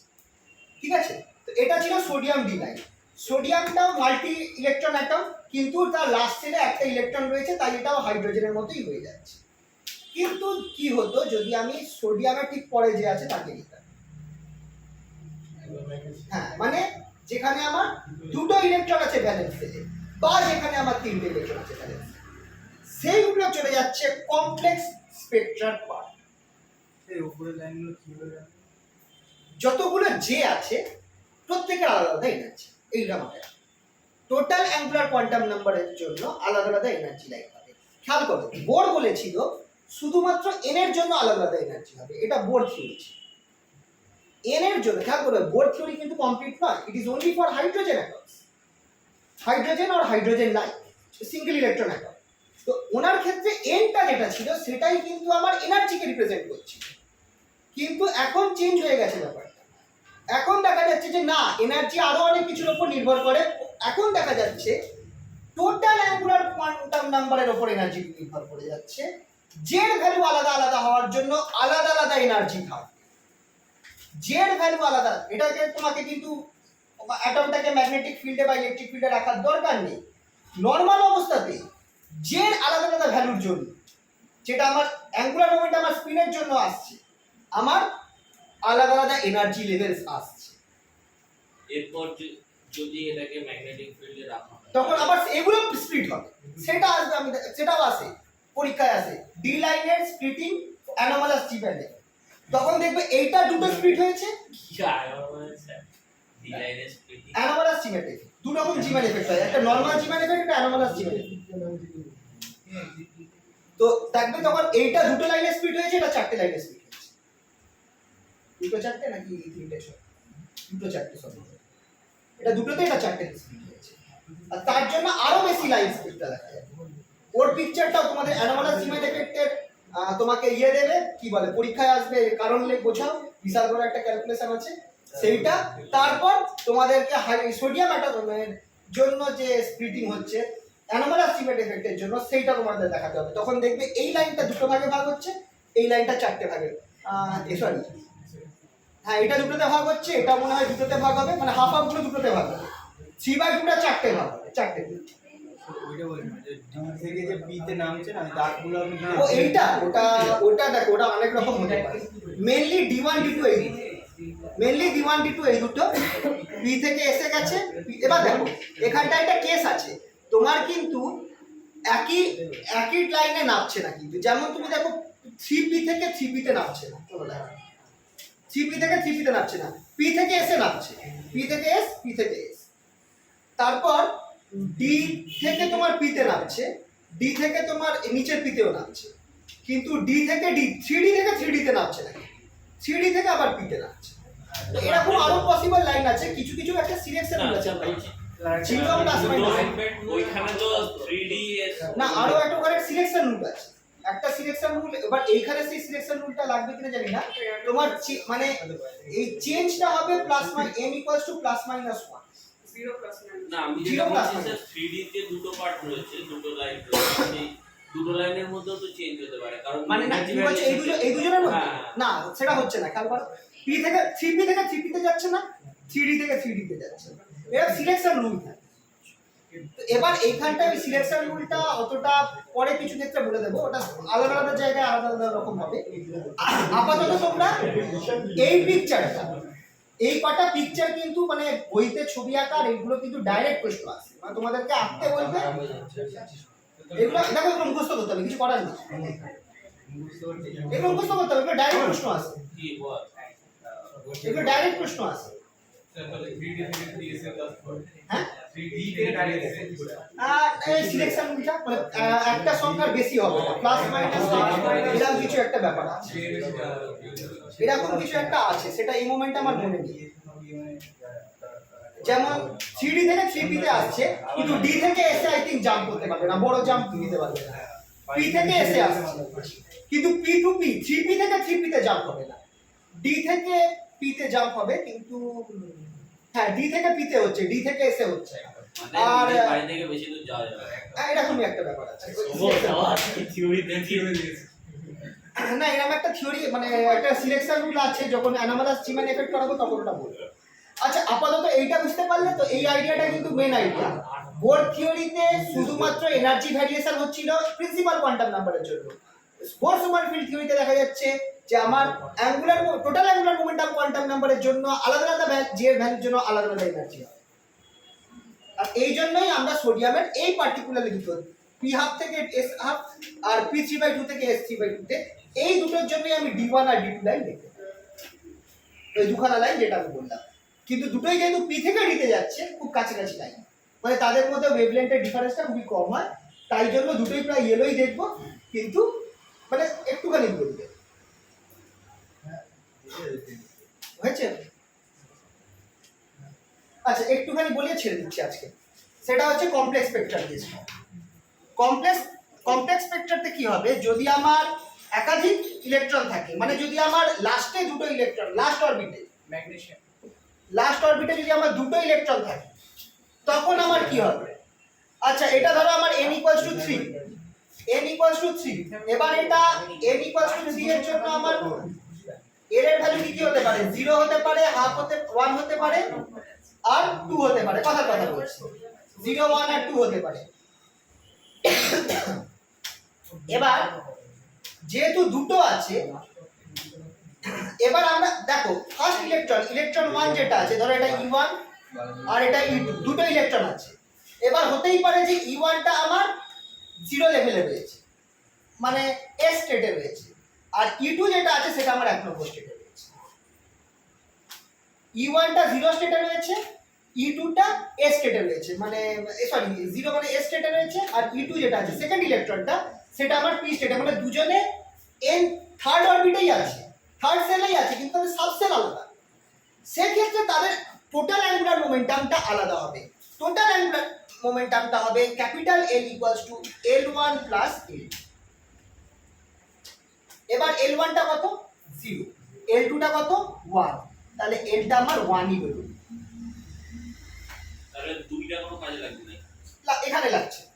কিন্তু যদি আমার ফার্স্ট ইলেকট্রনটা 2 নম্বরে চলে যায়, মানে sp_d তে চলে যায়, 2 নম্বর না 1 নম্বর ইলেকট্রনটা মানে 3 নম্বর সেলেরই থার্ড সাবসেল মানে ডি সাবসেলে চলে যায়, মানে L ইকুয়ালস টু 2 হয়ে যায়, তখন এবার দেখো ডিফারেন্সটা কি হবে।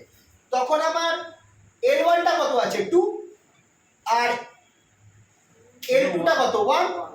এবার এখানটা এটা ভেক্টরিক্যালি অ্যাডেড হচ্ছে। ভেক্টরিক্যালি অ্যাডেড হওয়া মানে 2 প্লাস 1 করো আর 2 মাইনাস 1 করো, দ্যাট ইজ আমার এখানটায় হবে 3, 2, 1। এটা যোগ করো 3, বিয়োগ করো 1, মাঝখানে আছে 2। খেয়াল করো এটা হোল নাম্বার, তাই হোল নাম্বার, হাফ সংখ্যার কোনো কেস নেই। এটা কেন হলো? প্রথমত 3 হতে পারে যদি আমার দুটো L1 একই দিকে ওরিয়েন্টেড থাকে। L1 আর L2 ওরিয়েন্টেশন যদি দুজনের সেম দিকে হয়, অ্যাঙ্গুলার মোমেন্টাম তো সেম দিকে ওরিয়েন্টেশন হলে 3 হবে। 1 কখন হবে? যখন অপোজিট ওরিয়েন্টেশন হবে তখন 1 হবে। সেম ওরিয়েন্টেশনের জন্য 3 হবে ম্যাক্সিমাম ভ্যালুটা, আর মাইনাসটা কখন হবে? যদি আমার অপোজিট ওরিয়েন্টেশন হয়, কিন্তু এছাড়াও একটা মাঝামাঝি ওরিয়েন্টেশনও থাকতে পারে, সেইটার জন্য আমার 2টা ঢুকছে। বুঝতে পারলে কি না বলো? তো আলাদা আলাদা ওরিয়েন্টেশনের জন্য এই জন্য ভেক্টরিক্যালি অ্যাডিশনটা হচ্ছে, এই জন্য আমার এই এক্সট্রা টার্মটাও ঢুকে যাচ্ছে, শুধু মাইনাস আর প্লাসটা হচ্ছে, মাঝখানের টার্মটা এই জন্যই আসছে, কারণ দুটো। ওকে, এবার এখানে দুটো ইলেকট্রন আছে, তাহলে এর আলাদা আলাদা ভ্যালুর জন্য আমার টোটাল, এটার দুটোর জন্য আমাকে টোটাল যে আমার এই অ্যাঙ্গুলার মোমেন্টাম যেটা হবে সেটা এল, ক্যাপিটাল এল হবে, যেটা এই দুজনের দুটো ইলেকট্রনের যোগফল হবে, ভেক্টরিক্যাল অ্যাডিশন। 3টে ভ্যালু বেরোবে। আচ্ছা, এর স্পিন কত হবে এবার বলো? এখানে দুটো ইলেকট্রন আছে, তাহলে তার স্পিন কত হবে? S1 প্লাস S2 অ্যাডেড ভেক্টরিক্যালি, মানে হাফ প্লাস হাফ, 0 and 1। বলো কেন? ও মাইনাস হতে পারে নেগেটিভ ডাইরেকশনে যদি হয়, যে দুটোই নেগেটিভ ডাইরেকশনে বলে, একটা নেগেটিভ একটা পজিটিভ, মানে উপরে একটা নিচে একটা, 0, দুটোই একই দিকে, আইটা দুজনেই উপরে দুজনেই নিচে, 1। এইখানে দেখো স্পিনটা এবার আমার 0 আর 1 হয়ে গেছে। এবার দেখো তাহলে 3টে পসিবল L রয়েছে, 3, 2, 1, 3টে পসিবল, দুটো পসিবল স্পিন রয়েছে। এবার এদের জন্য যতগুলো কম্বিনেশন হতে পারে ততগুলো G হবে, মানে তুমি L কে 3 ধরো, S0, তারপরে S1, L কে 2 ধরো, S0, S1, L কে 1 ধরো, S0, S1, এতগুলো কম্বিনেশন হবে। এটাকে বলা হয়, এই স্কিমটাকে বলা হয় LS কপলিং স্কিম। নেক্সট দিন এটা পড়াবো।